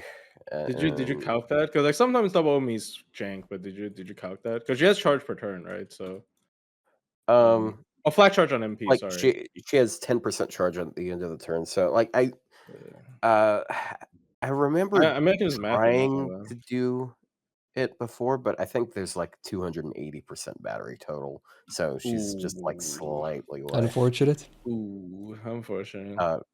That being said, like she's still really solid. Like you have like all of the basics of a DPS, but she actually has like a solid anti-trait. Like the crits are surprisingly good, even though it doesn't look like that great in numbers, but like she has like all three of the modifiers for 3 turns. Like she has crit damage, she has defense down, she has Buster and Arts. Then she has PMod on top of it. Yeah. Yeah, she's got many lines for DPS. Definitely feels way more modern, you can tell. Ignore defense on MP doesn't hurt either. And for bosses, you can ramp up the defense down as well. And 10% charge for the team is pretty nice. Yeah. I mean, like, I don't think it's controversial at all to say that this is a way better DPS than Martha, but like, yeah, for sure. Like I get the point of comparison because they're both AoE Buster, anti-dragon, unlimited 4-star anti-dragon, team buffing, AoE defense down on MP. Yeah, there's a lot of similarities. Yeah, but one's very much more relegated to the supportive role, and then this one is like that's just like a bonus. Yeah. Frankly, like I mean, like she has her own 50%, and then it's like, okay, well, 30% for the team, but that's like that doesn't really. It what matters to me is that she has 80%. Yeah, it's quite a bit. I think we can keep her just half a tier above Martha, even after the Martha buff, like this. Just keep her in B+. I think that's fine, personally. Yeah. Definitely a more comfortable, like if I just need to grab a rider to use, definitely more comfortable with Dobrynya. I also got to vouch for Koya Mom, so sure. Fair enough. Fine. One of the most physically strong riders too. It's funny. Yeah. All right. Nothing changes. She stays in a semi-comfortable spot. Rio, do you have anything to say about? Oh yeah. Nope. I got nothing to say about Dobrynya. Okay. All right. I've used Dobrynya like once. Damn. But yeah, next up That's is almost as many Constantine. characters Here's the thing. That's about as many times I as you've think used Achilles. wrong. You're wrong. My problem with Dobrynya is I hate the stupid sprite she has. Like What? I don't like Oh. the stupid dragon. What? That's the one. Otherwise, she's just the cat girl. I mean, just use her Summer then. What's He's a wrong with the simple cat man. girl? Yeah, he's a simple What's wrong man. with just the cat? I mean, All there's right. nothing wrong with the cat girl, but like. But yeah, anyway. Constantine. He had a massive glow up last year. Maybe not just among riders, but again, he was like Lancer Artorias here this year as a comparison. Like he got a massive glow up because the MP upgrade was new to the last year's tier list. He went from this like weird tank support, even a semi DPS triple hybrid to hey, we can actually give meaningful team buffs now. Because he got like this big MP damage buff on his MP as well. And the MP also protects Spore as well. Like this was a much needed buff because he was kind of struggling. He had an identity crisis of a sort before. Oh, yeah. I'm not saying he has a straight like instantly like he's like straight up support now. I mean, mostly you're gonna bring him for that, but he still does some other stuff too. But now he's actually someone you can totally consider to bring as a damage support. Because this MP actually offers quite a lot of damage for your Buster MP, DPS MPs. Yep, and obviously he can still protect the team like he has always done, and also the invols, like he has a stackable one-hit invol, which is like helps. So like I like him a lot. I mean, obviously we put him in EX last year. I don't think anything warrants him to come down. I think he was even decently useful in the Grand Rider raid, right? Because there's one of the gimmicks where they want you to use a supportive MP. Yeah, I think one of the mobs you have to hit. What was it? I know there was single target and AoE. Was there support to it? It probably was, right? No. So the way Grand Or was it Rider only worked, single target and AoE? Is if you use AoE to click the trash mobs, or if you use like a support MP. Oh, it's the same as the AoE. So you can do either I or. think so. I'm but didn't you have to kill those two mobs that only took damage from either single target or AoE, right? So are we talking about the final fight or the farming? The farming. The farming. Okay, so in the farming thing, Noah had a bunch of max HP stacks, and they could be disabled by either killing Wasn't they damage? Mobs. The two mobs gave damage resistance to the one that takes damage from ST and AoE, right? I think that's the final fight, and not the farming. That's the final fight. Well, never mind then. Okay. Which I did struggle a lot with that one. I think I lost so many times on that one because I was using Carmilla and it was fucking horrible. Anyways, beyond the point. Yeah, for farming, it's just you'd use a support NP and it disables the HP ups, or you use an AoE NP and it kills so you don't have to. Yeah, you don't have to drains clear his them in the HP. farm, right? You just use an MP of that type. Yeah, correct. So you use either Reines or Constantine, or if you're he's definitely still not as used as Reines, just because Reines is like card type independent, but he was used a decent bit. So no, I still like him. His MP is not as easy to spam compared to like arts and quick defensive supports, but sometimes you want more than just Merlin, right? So this is fine. Yeah, he's a great side grade now. Yeah, I think like he's not like a must roll or anything, but as a rider, he probably still belongs in EX just because of how much value he gives. I'm not. I was thinking whether I want to move him down to A+ or not. So I was waiting for what you guys thought. No, I think he deserves to be there. Yeah. Again, maybe it's the same thing with Reines. Like it's in the rider context, he's that remarkable. Yeah, it's a bit difficult though. I will definitely say because like he is not as generally applicable as Reines, and his MP level somewhat matters a little bit, not really that much, but I mean, it's the same with what do you Reines when you think, think Otto? about it. The MP levels help for sure. They're not necessarily What do you think, needed, but they Otto? definitely help. Otto? He's what? Oh, sorry. Oh, sorry. I was just You can ignore me. I'm like high on caffeine, so maybe I'm a little bit. I could use caffeine, Plus to be he's honest. I'm high having on some ketamine. right now. I mean, like, I still think he's like I know like he's usually used just sort of as a big boost for Buster and P damage, but he still has like general applicability like as a defensive support because his NP is really good for that. Like he can Mm-hmm. like with stacking the invulns on top of the allies, that makes it more than one turn of value, especially since you can taunt and like preserve those invulns. It's really cool. Yeah. Pretty good. I think we can probably keep him in EX. Yeah. Yep. Let's do it. Because I All know right. that that deals ass crack damage. Oh, sorry, we haven't gotten there yet. True. All right, next server, 2 rows remain. We got the Bakin. No buffs ever to her, right? Yeah, which is semi-surprising, honestly, because they love their I mean, she has the Japanese deck, right? servants. True, I guess yeah, that is one upgrade because she wasn't all like unlike the Vinci Lily. She doesn't necessarily. I mean, she spams as well, but she can do some card stuff too, which is kind of harder with Da Vinci Lily. So getting the deck upgrade with Tiamat is kind of cool, I guess. Also, she was placed into flat A last year. Again, Well, nothing has she was changed with her tied- besides the meta a little bit, I guess.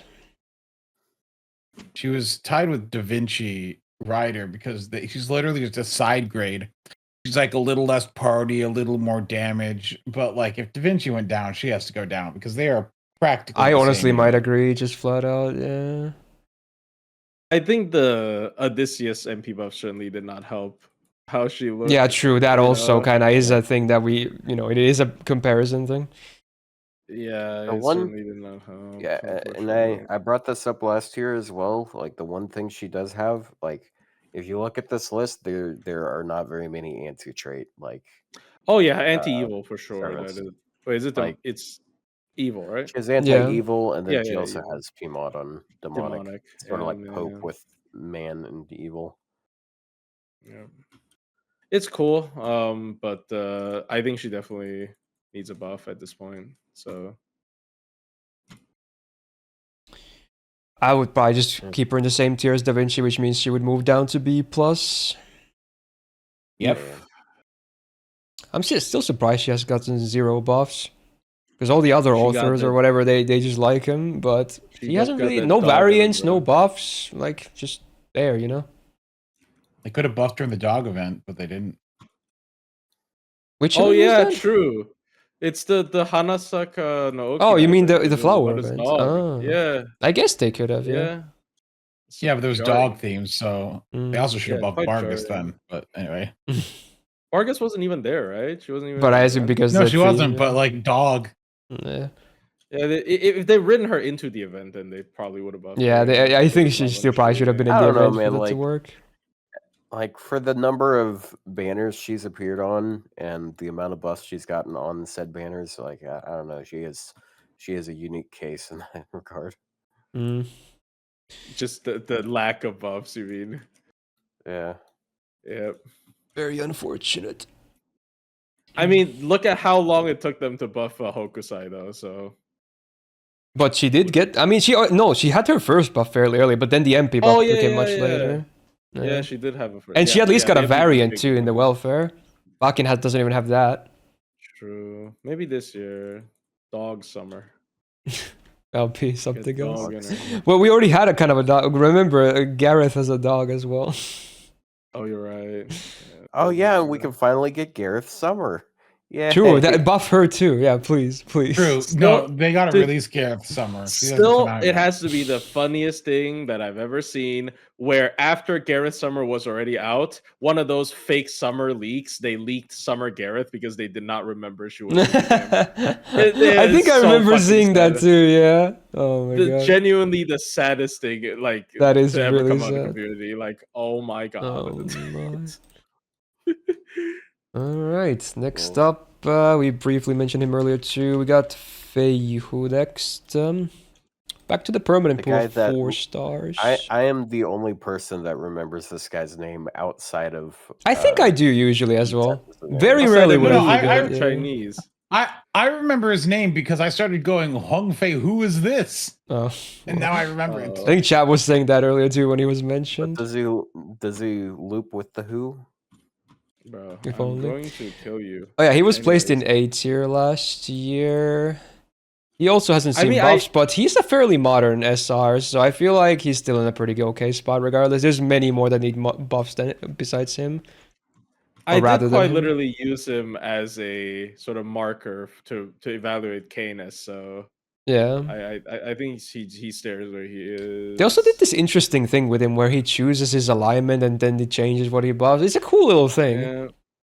He's Yeah. the only servant in the game that can get full buffs from both Domon and Sabergil in the same fight. I guess that is true, yeah. But what do you mean full buffs? He's not chaotic evil. Well, I mean, you can make him yeah. evil, and then he can take both. Yeah, with the help chaotic of and others, evil yeah. and stuff. Oh, that seems like a weird setup. But like, Yeah, it's just one of those that you can do, Yeah, but but, not like- you should. No one else can do it, so True. it's good. He is like Dodgy's greatest enemy, one of. Also, well, no, again, he's just like he doesn't really have any specialty. He's just a generic DPS, but he has many things in his kit though to keep up some Yeah, decent like- damage numbers.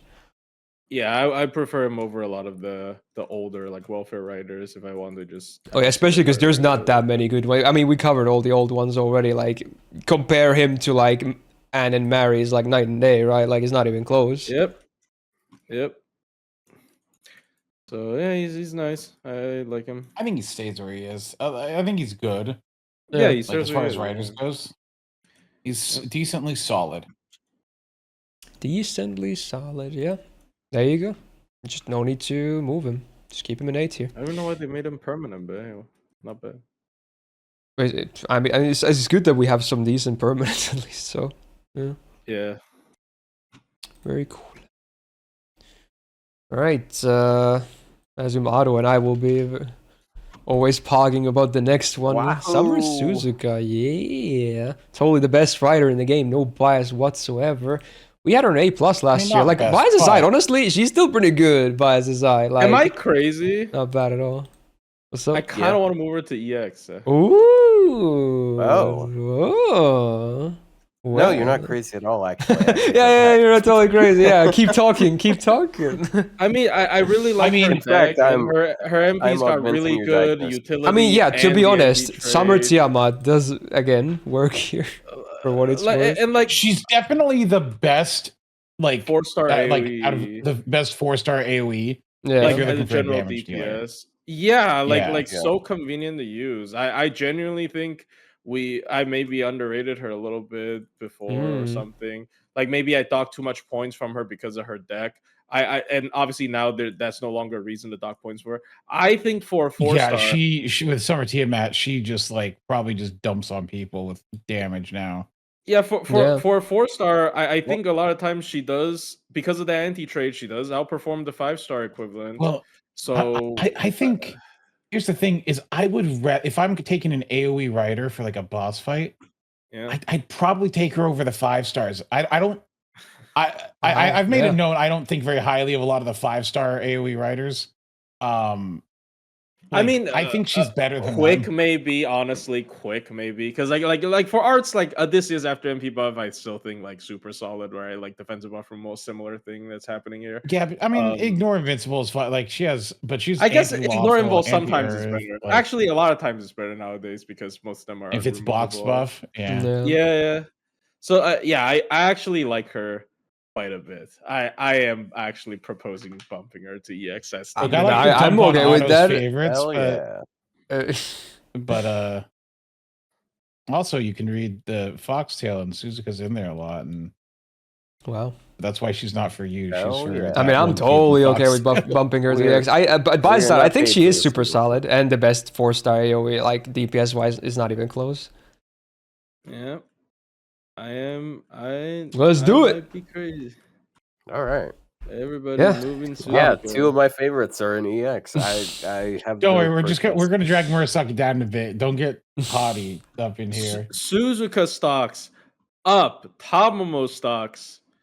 I don't talk about Down. Tama, actually. I am not talking about Tama. Yeah, I'm just not talking Yeah. about it. There's In no 2 rider weeks after the combo break, either. we'll have that discussion with you. Extra record ain't never coming out, bro.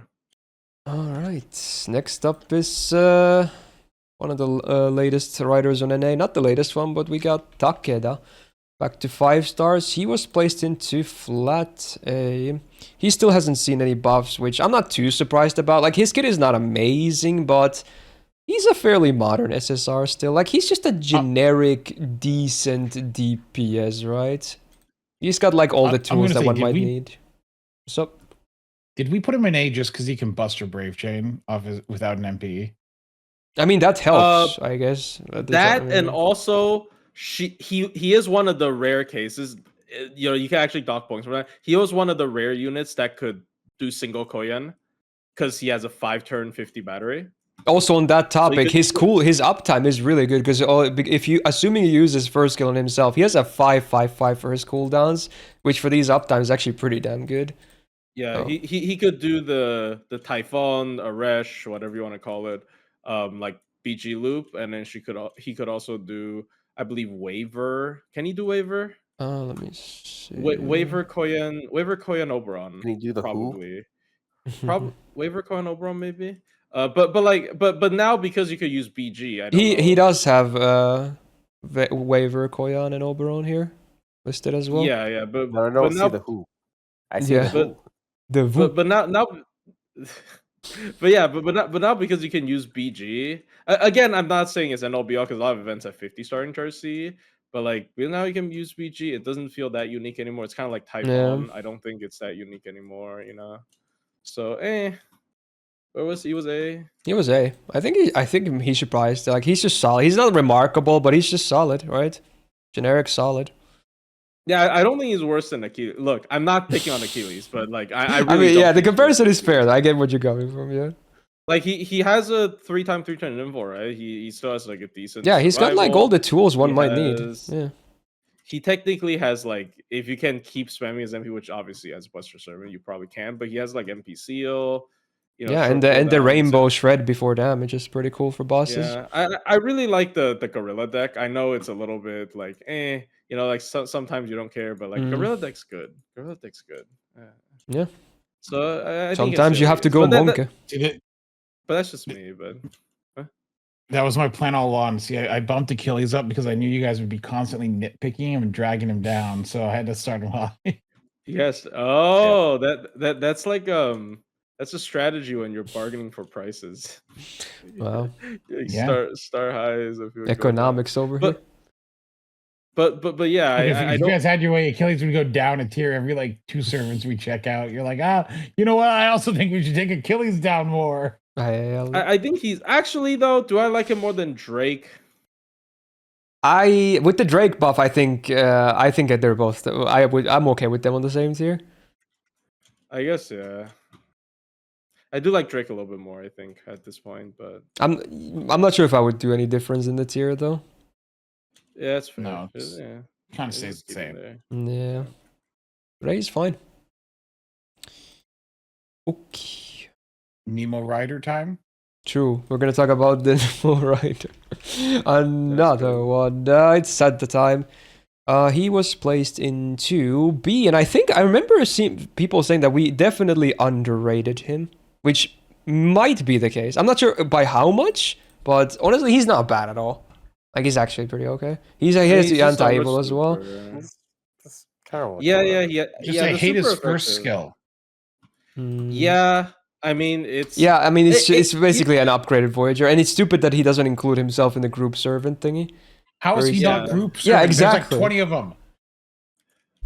Somebody's gonna be like, "Excuse me, they might be different, but they're all the same. Nemo, it's not different. Excuse me." He just splits himself. Yeah, Yeah. well, you know what? I mean, they're different. They move. They talk different. They move different. Come on, it's a group servant. Come on, dude. They can even How is die Okada without Alter the a group main one servant? Her dying. sword's sentient? So what? It's still just a sword. Well, I mean, no, it turns into like a child. True. Yeah, but And it's then still just it a apparently sword. can also turn into a flat-chested Okada Alter as well. Oh yeah, true. Yeah, When they that's true. fuse, they turn into Gojo. But anyways, But yeah, I don't know. I don't think he's bad. He's actually even his looping numbers are actually surprisingly good. I mean, it is calc with free MP5, but they're not bad at all. Yeah, you buy him whenever you want. Simple looper, and he's infinitely more accessible for a new player than Habetrot. I guess the is, main which is comparison would be, well, besides Habetrot, is also because we had him placed actually under Mordred. Summer Ishtar, which I feel like is a bit wrong for sure. Yeah. Honestly, yeah. I don't think he's below Summer Ishtar. The question is he above or is he the same tier? I feel like every time but he has anti. But I guess think now he's- there's a surf mode with the upgrade MP as well on, so they would be on the same tier here. I mean, maybe that's fine. I gotta wait for it. Otto wanted to say something. I actually want to hear his take on I that. don't know. I'm having second thoughts about wanting to say something. Actually. Oh yeah, Why? Come on, man. do Go it ahead and anyway. say it. Yeah, do it anyway. I don't know. I don't have a whole lot to say about this servant. He's kind of just like a free NP5 AoE arts looper with an anti trait. That's it. He's But super boring. it's not bad though, right? Still, besides that point. Yeah. Yeah. Yeah, I think my issue is B plus is like strangely crowded. It is, but I that mean, is I think that's the Like- beauty of it, you know? Like that means we're Like, trying not to there's place several servants just to tiers have that more are- balanced tiers. We're placing them where we actually think they belong in the power scale and in comparison. And I think that's nice. You might not see a face at the end. I know you're sad, but you know, you got it is what it is. No, It's no. just- This means that it can be a Pinocchio type of character, which would also be pretty. cool. It's just all rider slop and be completely honest. Like the, Rider swap. like that old guy with the funny nose.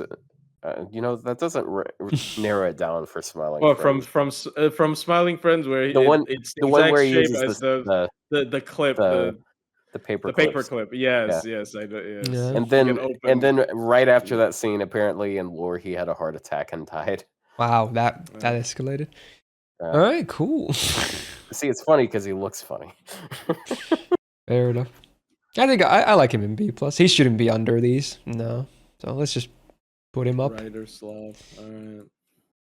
All right, final row in the last old servant next that already existed last year. No buffs, sadly, or anything like that. But yeah, let's talk about Andromeda briefly. Oh, NA's latest no. rider as well. And again, the last rider in the last 2 years since these two got added. So we had her on A+. That I remember from the get-go when we started this list, I remember Rio was already going crazy about seeing her in A+. But I don't know. I feel I'm kind of on the. I mean, I do like her, so obviously, you know, people will say some biased stuff. But I think she's got a lot of things going for her, though. Honestly, like it's not even that bad. I think she has many good things. She can be a bit gimmicky, sure, but there's a lot. But of everything things. flows like, together. Yeah, like, the exactly. It's a skill seal coherent makes- package, that's right? The She skill does seal her makes gimmick people hit her first. more. She has the taunt, and then when she gets hit more, she and then she like takes almost 0 damage. And she because ramps has, the like, crit from getting hit defense and getting up. spamming Yeah. MP easier. Yeah, I will say though, I do think crit buffs nowadays definitely year by year it's. Yeah, I guess becoming less nowadays and maybe that effect should have been something else because you know, like the if deck it was and, like MP damage up, then maybe. Yeah, I mean, we got yeah. some juice in here. Okay, actually, counterpoint on the crit damage one. Since it ramps up over time, I actually like it. More than a more 50% in that crit or case. something. Yeah. Well, Well, because like oftentimes you're going to front load a lot of your crit buffs, and then Buffers. like after 3 turns, you're going to have the 90% crit, and then your other crits are going to be decaying. Gone. And Yeah, gone. yeah. That's So it helps you maintain it because it like staggers it.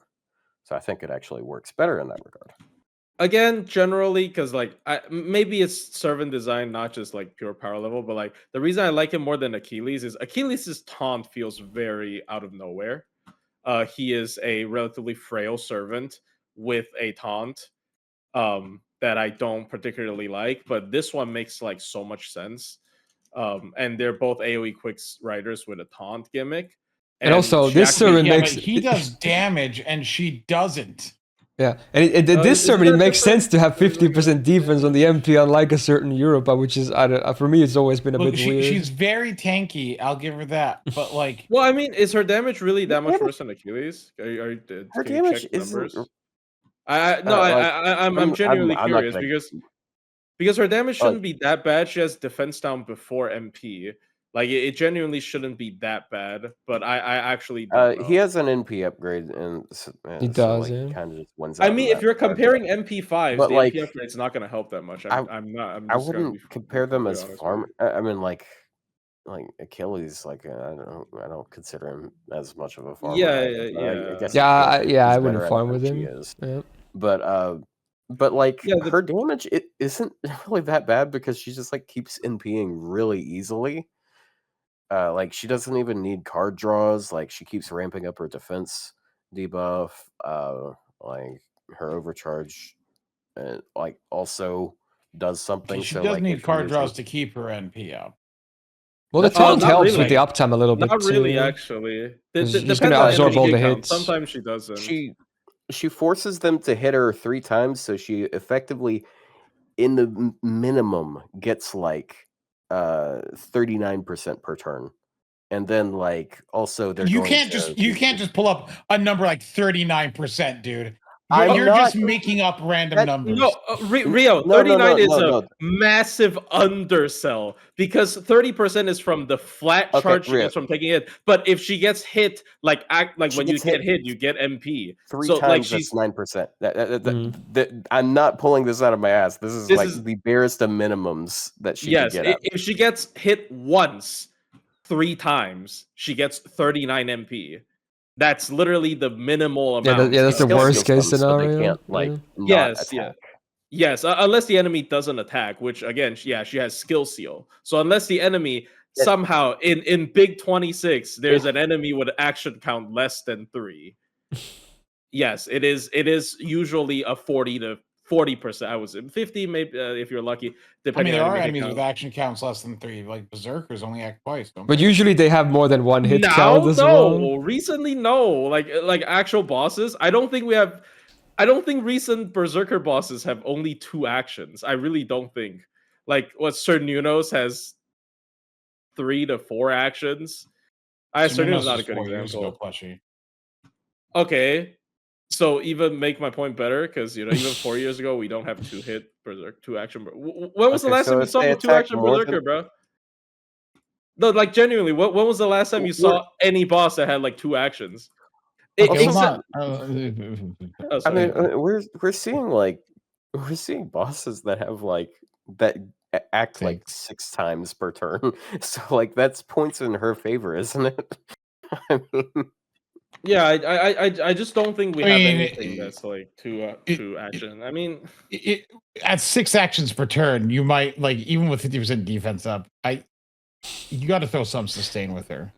I gotta mention Like, this you again. gotta whittle It's down. the weekly timing when someone requested the clown music. It's playing Yeah. right now. That's so funny. Is I it mean- playing right now? Is Yeah, the it's clown playing music right now, yeah. I mean, yeah, quick servants really need sustain. We don't have a sustain servant. So the interesting thing about Summer Tiamat for Andromeda is that she reduces the value of her tanking because you don't really care about having someone to protect your team a lot of times. Like you still care because you don't have. It still applies to her being 100% able to spam more and ramping up her Yeah, crit yeah. too. Even though the crit is kind of redundant a little bit too. A lot now. Yeah, but but it keeps her alive, and of course, the whole thing with what she gets from taking hits from the enemy, that also helps. Tiamat also makes it easier because she doesn't have to worry about actually dying, even though she already has like a decent amount of defense up. So Tiamat is an interesting addition to Andromeda because in a way she makes tanking feel even less valuable, but at the same time it makes her, like her tanking now feels deliberately just to ramp up stuff, which is right. So you can use her with Summer Tiamat to improve her tanking so she can build up her stuff and do damage, or hear me out, you just take a real DPS with Summer Tiamat and you have the same defensive abilities. Again, you have not given me a single number that shows Achilles does better damage in her. I'm not talking about Achilles. Who are we talking about? Who are we talking about? I'm just saying in general, like as a unit as a whole. Like also, you can look at the spreadsheet, and Achilles does do higher damage than her at MP5. Because Achilles can use BG. She can use BG. She can use BG on casters. She can. I literally BG'd with her on caster. I have an Andromeda Black Rail looping demo video. I think. It was also before I could be wrong. Mystic Code, which helps. It's not on the sheet, but was she really? Mm.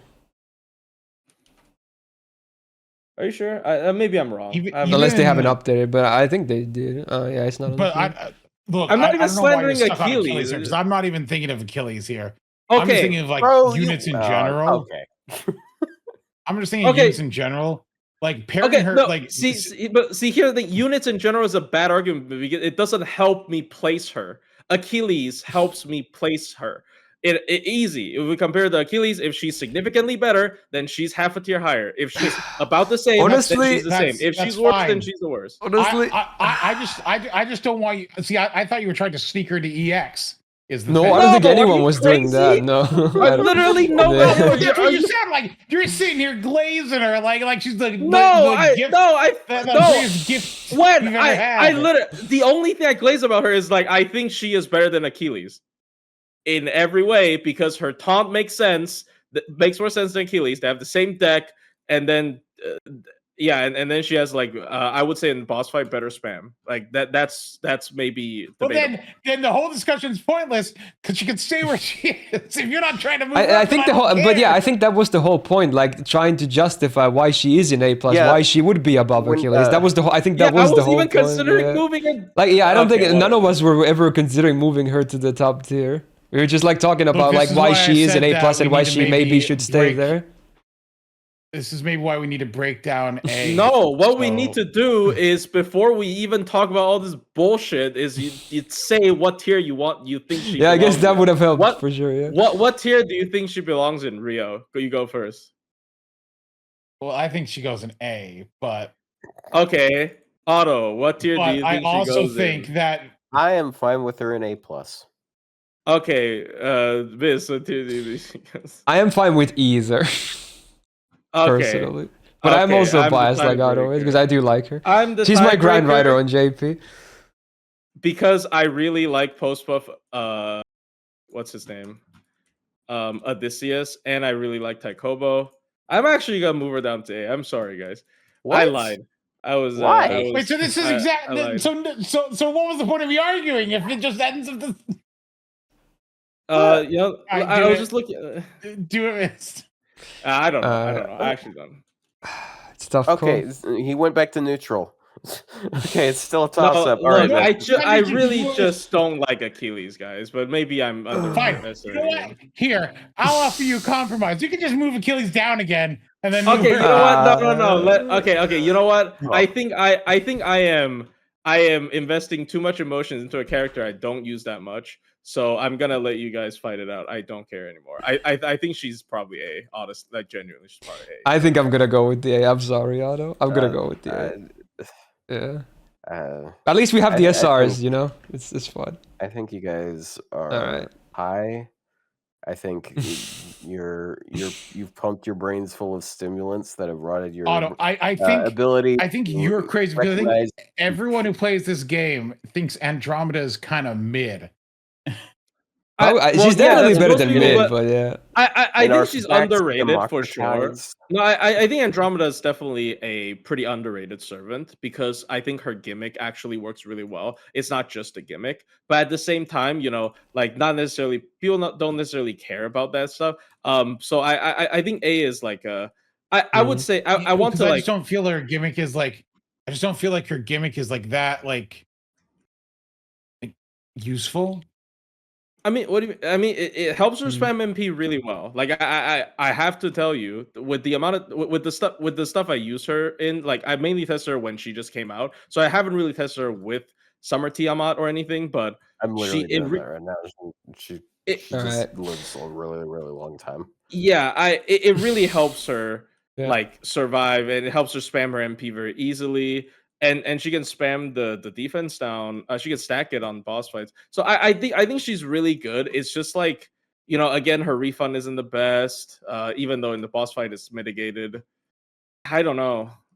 I think I'm just gonna go with this. That was a long segment. Fine. Yeah. We might have spent too much time on the old servant. I don't know.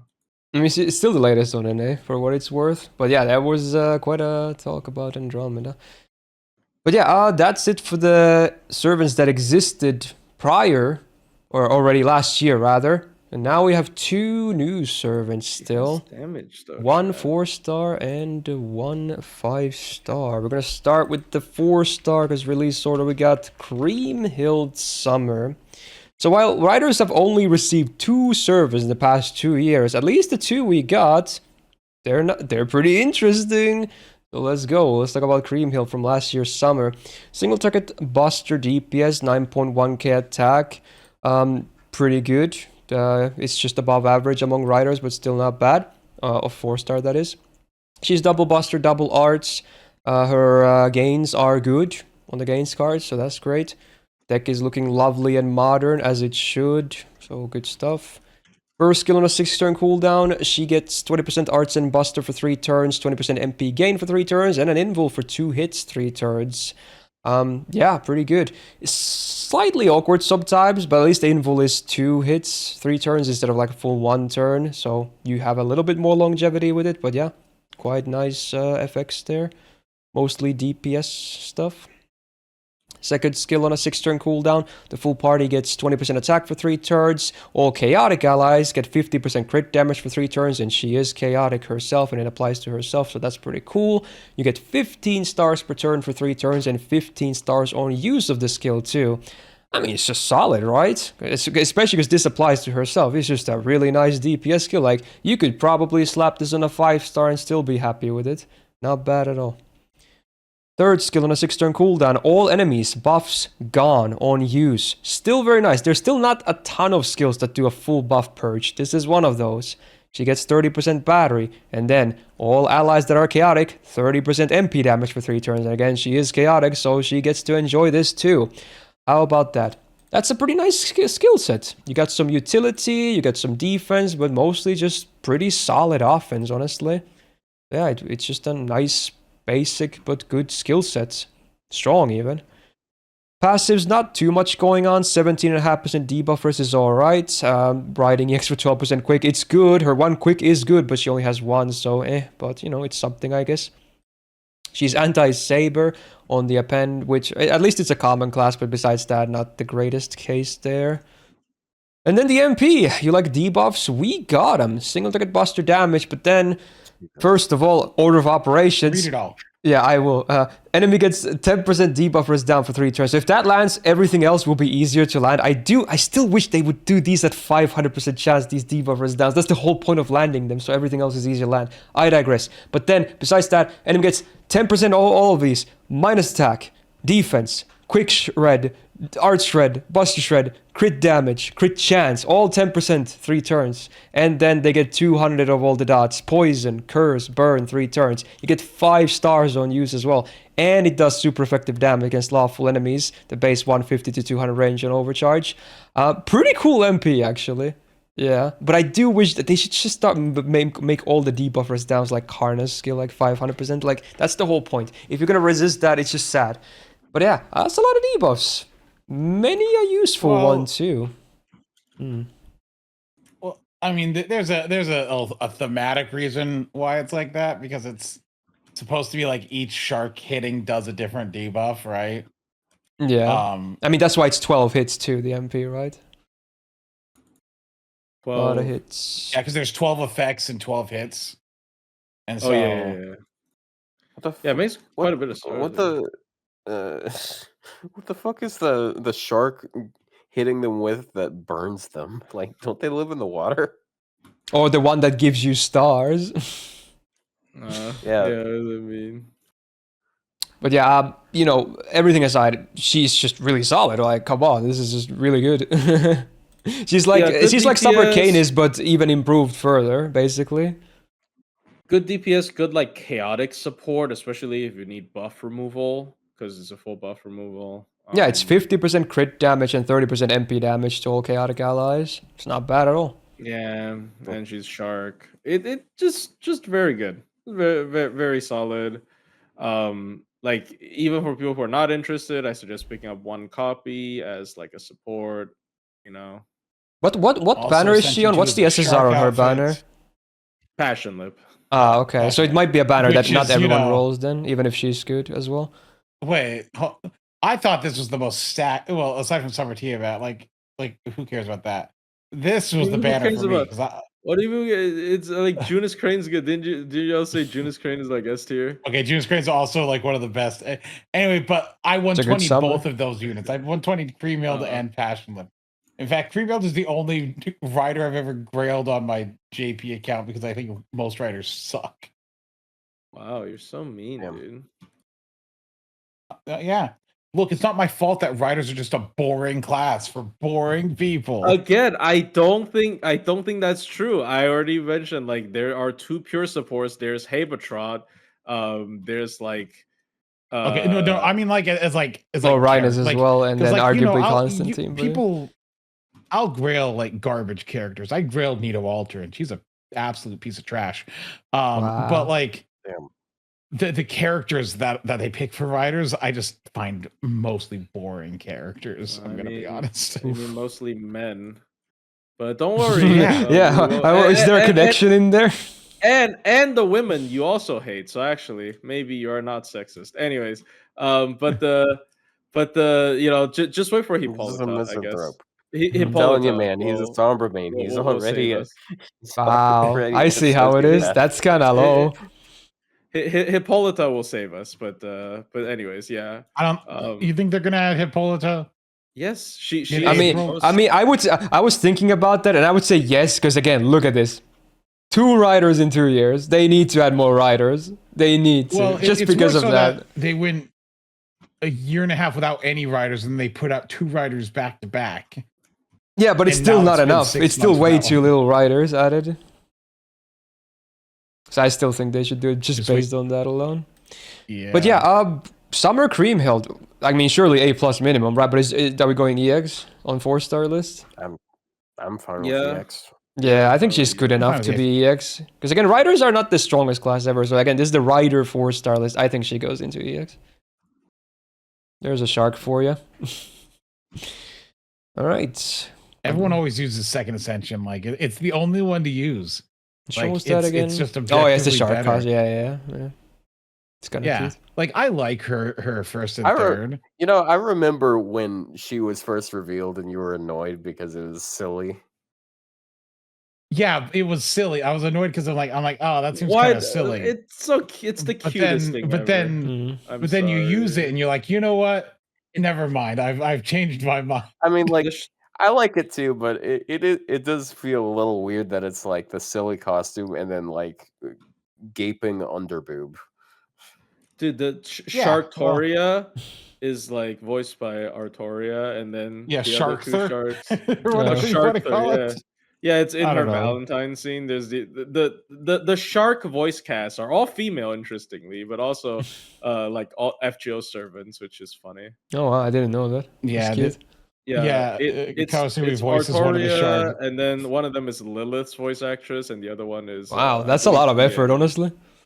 Yeah, Cool. it's just out of nowhere. So does that shark sound like Tine then?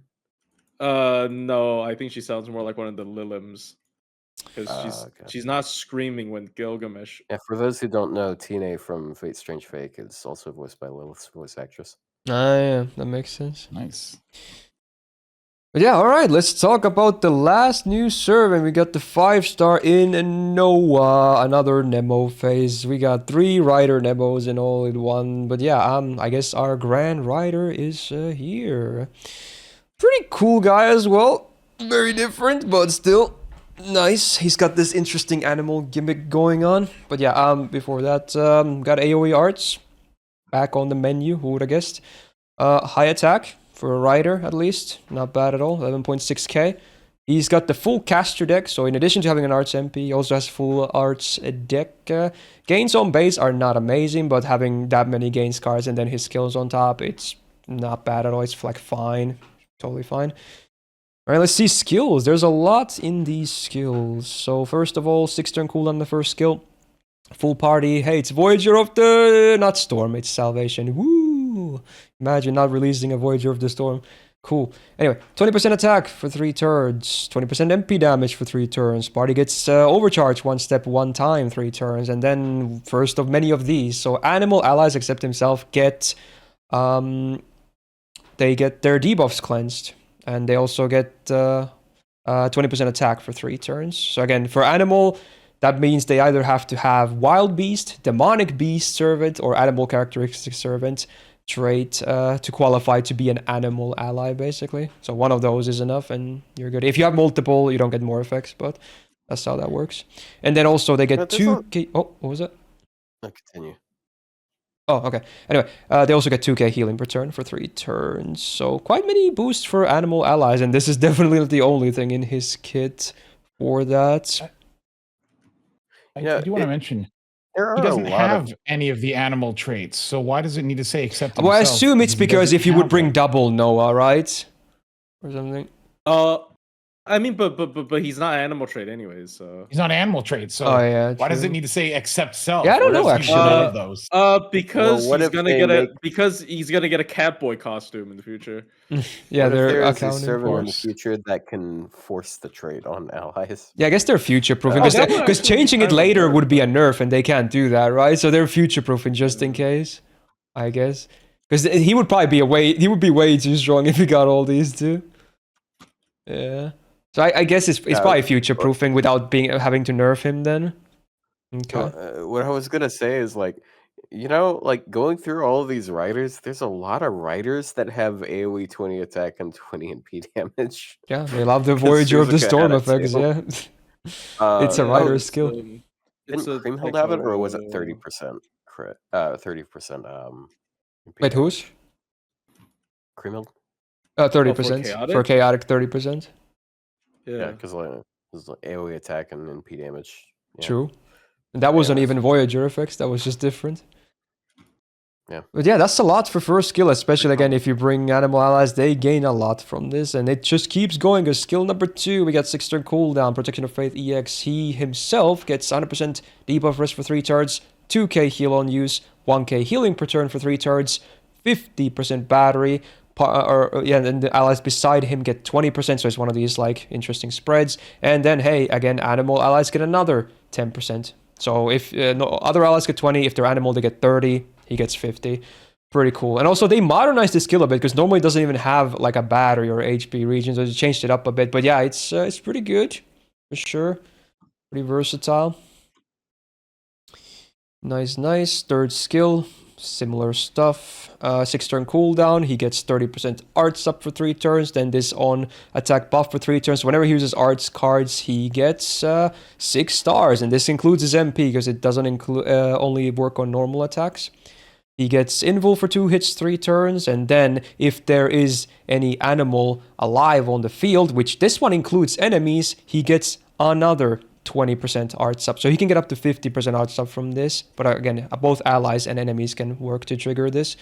And then he gets crit damage based on the amount of animal allies on the field, 50% and times by...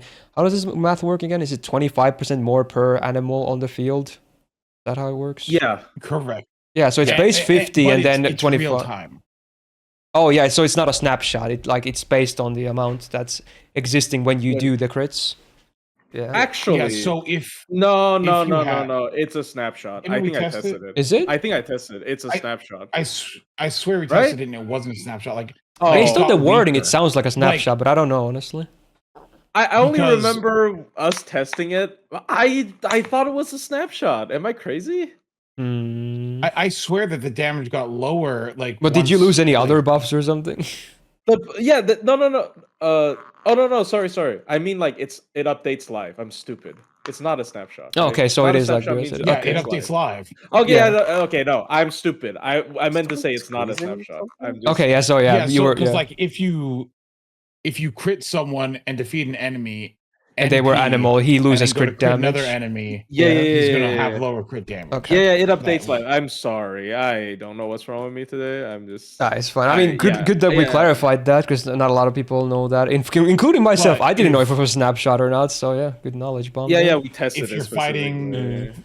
3 animals and then you have 2 on your side, that's 150% crit. That's a lot, yeah. 200, Honestly, which is yeah. a lot. His kit is very stacked, and obviously one of his best supports would be Tamamo because the arts and the animal boost. So, and honestly, luckily enough, he can actually get Tamamo to MP a bit better too, which is cool. But Oh, yeah, yeah. before we get to that, we just cover the rest of this kit. But yeah, I think his skills already are very powerful. There's so many effects on these, not even accounting for like all the animal stuff. It's just pretty solid stuff all around. Like Yeah. you can tell he's a really modern 5-star rider. But yeah, passives, we got 10% permanent quick up, just one quick card, but at least it's a decent one, so hey, bonus. 17.5% debuff rest is cool, 12% crit damage, why not have some more? Just flat damage on divinity is whatever, doesn't matter really. Decent passives, nothing crazy though. He's anti-alter ego, which is very unfortunate, because it's not a very good class to bring against alter ego, so hey, I guess he has to lose somewhere. Now, the MP. He gets a couple of power mods. So before damage, he's 50% anti-giant for 1 turn and 50% super large for 1 turn. So he covers all the big enemies, I guess. Does damage. Whole party, including himself, get bonus 10% gauge. And again, allies that are animal besides himself get another 10% MP gauge. And then before damage, he gets 10% MP damage for 3 turns, scaling up to 30% on max OC. So he can ramp up a little bit too. And he had a bit of overcharge that works on himself too. So first MP will be 15% minimum on that for the ramp up. I mean, yeah, he's like the most modern of all the AoE arts, right? Yeah. So for the cool thing is like if you're using him with animal servants, like he gives them 30, and then if he MPs around wave 1, it's another 20. So that's 50 yeah, like charge. Tamamo can actually MP fairly easily. How about that? Crazy. Yeah, and also interestingly, if you look at his skill set and you cover up all the animal specific abilities, it's still self 50, party 20, and with like a 20 attack, a 20 MP. It's honestly just like a non-card type specific Taikoubou. Like Taikoubou's or buff maybe versus- he's like even more similar to like someone like Tez, if anything. Because he's like arts and that's big spreads. Yeah, definitely. So it's already solid even without the animal. Obviously, with the animal stuff, it's he's like super ultra solid. If you want to like, it almost makes Koyan Dark look bad as a animal trait specific support. It's just kind of like this is so much more, right? Like, so And much considering more his MP is specific. not buffed, even his looping numbers are good. Yeah, his numbers are really high. For just because he has like MP damage and overcharge and all that. I mean, people like to say he's my spirit animal because he likes animal trade servants and he's also an alcoholic. So Wow. relatable, but yeah, but And like plus he also wears high heels, but you know what? No, I don't. I What? No, how'd I you haven't know? shown those on stream before. Shut up. Yeah, I haven't shown them. Noah's second ascension is like the Oh, is that the Reines one? how do we draw a skirt without it being a skirt? It's like the most skirt looking pants I've ever seen. Oh Yeah, my fucking God, bro. there is like it's not fully open, is it, in the middle? So yeah, I get what you're saying. No, They have like really leg baggy parts. shorts, aren't they? The masculine urge to cosplay as Noah Ascension 2. That's crazy, bro. True. But yeah, he's like just super stacked. He had his skill descriptions are like twice as long as most of the stuff we've seen today. So Yeah, like you could fit multiple servants we've talked about today in this one kid. It's not even close. He feels yeah. he feels a lot like Tez, Yeah, exactly. except like he's got more stuff going on because like he buffs like more particular things. He's super good because like he has the 30 AoE, self 50, and then when he NPs, he charges the team. But he also charges that one type of ally more. Yeah. Yeah, and her animal is I think slightly better coverage than Koyan Dark, I believe, because it's better. Because It has to be, right? Weird about a couple servants. Yeah. Yeah. She's. I think it's only a little bit that I think it's like maybe like only up to 3 servants that he covers extra. But like yeah, it's I don't know why the Koyan Dark animal characteristic thing was very confusing. It's almost like loved ones.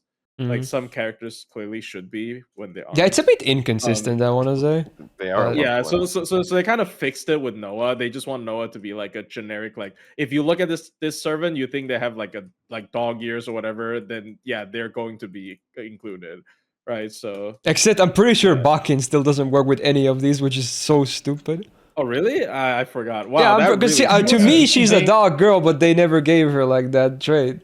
And I'm pretty sure she's not wild beast or demonic beast, so she gets scammed.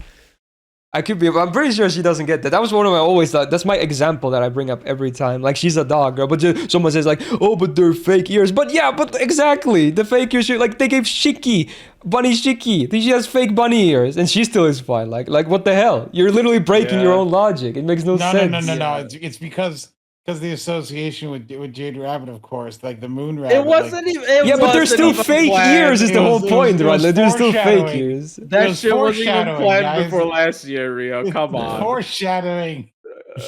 Oh yeah. Also, Queen of Sheba isn't because whatever. Oh yeah, Queen of Sheba. Wow, that's also for no reason. I understand. I understand. Is it because she's a djinn or Ifrit or whatever, like, and not an animal? Yeah, but it's all about the appearance, right? Like, come on. You know those little, the little furry things in her NP. Those are real ears. Like yeah, but that's not an animal. That's like a. Are you saying djinns are No. That's like a fairy, bro. It's like a no. She should be fairy. Either her mom or her dad was freaky as fuck. Okay, that's what it is. Blanket statement. There's no way around it. Anyway, I assume, especially among writers, we're gonna slam him into EX. Boom. Yep. There you go. Yeah. There you go. Easy. Yes. Yep. So we only got 2 new writers in the past 2 years, but hey, they're both pretty damn nice. So hey, there you go. Oh, it's almost like the Saber tier list, where they're both the latest 2 are the best. Yeah, they like releasing good servants nowadays. Wow. I guess this is a form of FGO power creep, but it's really slow. No, they still release garbage. They put out Toto like a month after this. Remember that? Yeah, not everyone is a winner. Yeah. Yeah, I guess. Yeah. Anyway, I guess with that concludes the initial placement of all the old and the new servants. So now we can take an arbitrary amount of time to discuss if we want to move something, and then at some point when, I'm satisfied, I'm just gonna lock it in. Was there anyone we were considering? We kind of already did the Kintoki thing. Okay. Was there? Did we consider Martha? I think she's fine there. She can have her own tier. Yeah. Murasaki, the A+. Ooh. Nah. You know what? I think that's valid. Does she have a battery? She has a slow charge. Yeah, it was 20. Oh. Murasaki is out. Oh, it's 20 per turn. I don't agree. If you're a Suzuka, you Cream is really good, but I don't know about that. Okay, fine. Because the MP upgrade, genuinely, she's MP only upgrade, anti-earth, and her damage ramps. Like I said, I think she might barely qualify for EX just because it's a rider. It's not the highest power class. I think that you might another be day, enough. Auto. Yeah. You Like if live this was another some other class that has a day, lot of Murasaki. stacked force, like I'm not so sure. Maybe A+, but I feel like we Rana could likes probably keep her in Murasaki. She can't EX. be less than EX. Look at go to the list right quick. Like either one of them, really. So I have a 120 Canis who moved down. I have a 120 Bakin who moved down. I have a Andromeda 120 moved down. Dobrynya who did not move up. Andromeda I actually don't have Grail. Oh. It's for the love of the game. Wow. I have a Grailed Europa who moved down. Like, come on, guys. We're just here to bully Otto. Andromeda is a tan female character drawn by Lack. That is Also, already wow, peak. I don't know what you guys are complaining on about. trait, Cream kind of decisively beats Murasaki, even with the upgraded MP.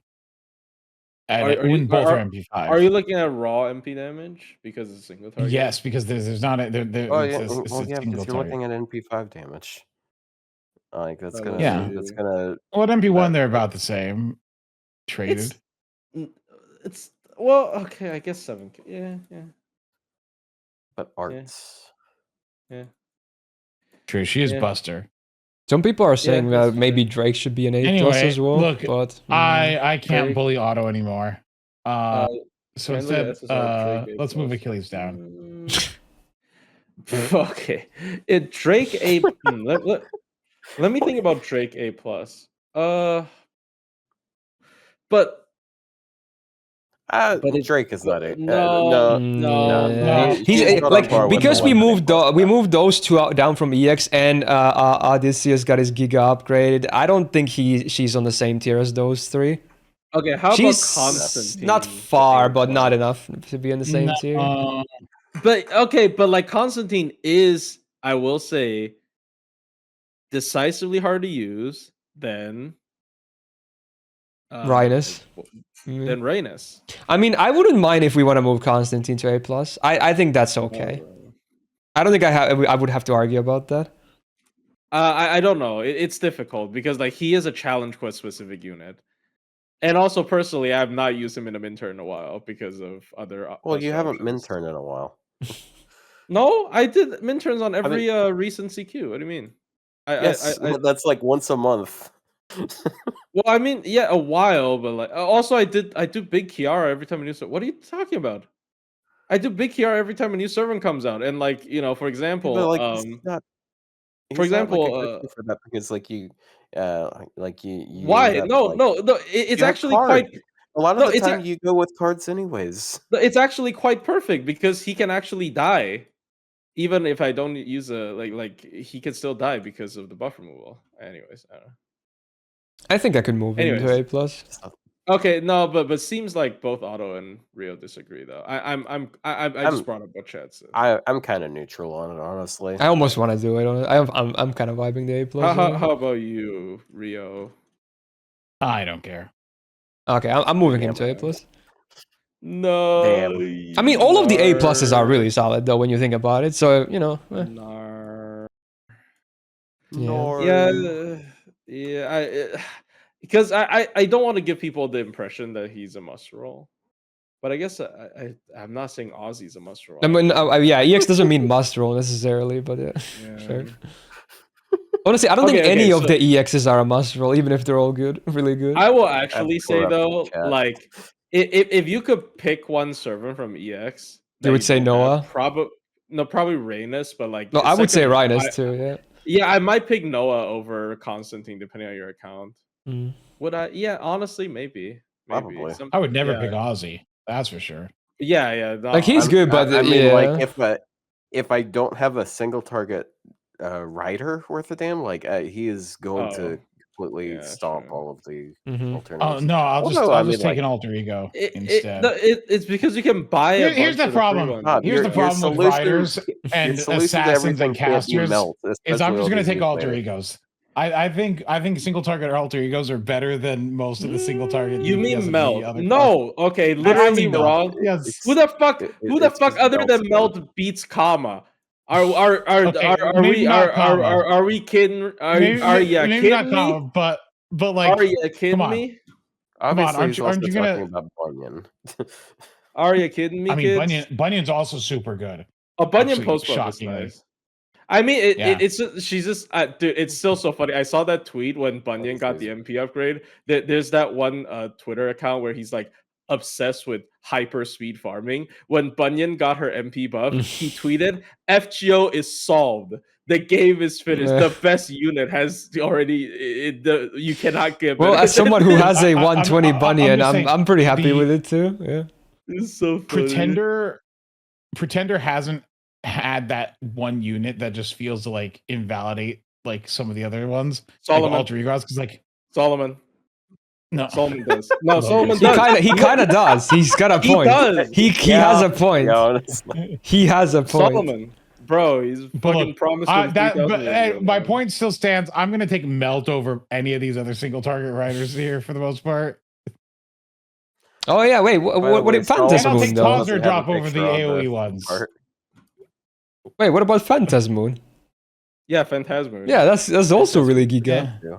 Phantasmoon even has like the weird. Okay, this is midterm specific, but like she can do. If you have a fat enough copy, sometimes you can cut the turn down by 1 turn because she has an AOE extra attack. It's very difficult to boost it to do enough damage. But sometimes, Bro, someone just so requested I had to skip it. I was like, where's the music? But the video that was playing was 10 minutes of silence. Oh my god, is it occasionally interrupted by? No, it was just 10 minutes. It wasn't even a meme. It was just 10 minutes of silence. Occasionally interrupted by absolutely nothing. Damn. It should be 10 minutes of silence, occasionally interrupted by Otto and Rio arguing. You should upload like an hour-long video of that, Otto, and just put like a random 5-second argument you have like just in mostly silence. Someone just should tune like, into Smobcast for them. We completely. Oh yeah, just watch Smobcast. A Smobcast episode. Yeah, like an entire episode. Yeah, just re-upload it with a different name. Oh man. But yeah, I honestly, I like, yes, there's definitely arguments to be made where it's like, I don't think there's any units that are like a full tier where we disagree with. I think it's all like micro adjustments. Yeah, it's at this point it's just like a plus or a minus or something. There's no there's no I'm major. pretty comfortable with this, honestly. Yeah, honestly, I kind of want to slam this like locking it too. Like it's good. It's good. There were quite a bit of changes actually, surprisingly, even though there were only 2 new riders and not a crazy amount of buffs, but a good amount of buffs still. So still quite many changes. I think still the most interesting highlight, I would say, in terms of the change would be Nemo, just because of context change. Like, he did get a buff. He was the one that got the boost solely. Well, I mean, he did get a skill buff too, but like you said, there were so many nodes where he was actually very good on because of his niche. Do you have an image of what it looked like to like flip back and forth, or no? I don't remember how much it changed. I don't have it, but yeah, I had the video open, but that would be on all of them in one thing anyway. But yeah, I lost that tab already. But there is many changes though, most notably on the higher ranks, for instance, for the SSRs. But yeah, that's it. I'm gonna log it in, so this will be the timestamp for the final placement. I'm gonna flash both lists. Here's the 4-star list, 2026. Boom. Here's the SSR 5-star list. Gonna flash it a few more times. There you go. Take screenshots or whatever. There it is. Boom. Riders done. First of the cavalries. Now, like I said in the intro, we're probably gonna have a break week next week, so casters will sadly have to wait until the week after the next one. But yeah, don't worry, we'll be back. But yeah, that'll do it for this video. So if you're watching it on YouTube, smash that freaking like button, okay? And hit subscribe to not miss out on future ones. Again, no list next week, but the one after that will be right back. And of course, other uploads every single week coming your way. And also subscribe to my co-host. They put out content all the time too, yay. Check out Otto's Twitch as well for the weekly Smobcasts. Yeah. But yeah, also, hey, shout out to my lovely patrons for supporting the content as always. And besides that, that's it for me. And I guess if you have anything you want to add here, now would be the time. No, good. No, no, we're good. Rider is actually not that bad of a class. It's just the servants in it that give it a bad rap. We'll be back the week after the next one, and until then, farewell and take care. Bye bye. Bye bye. Bye bye.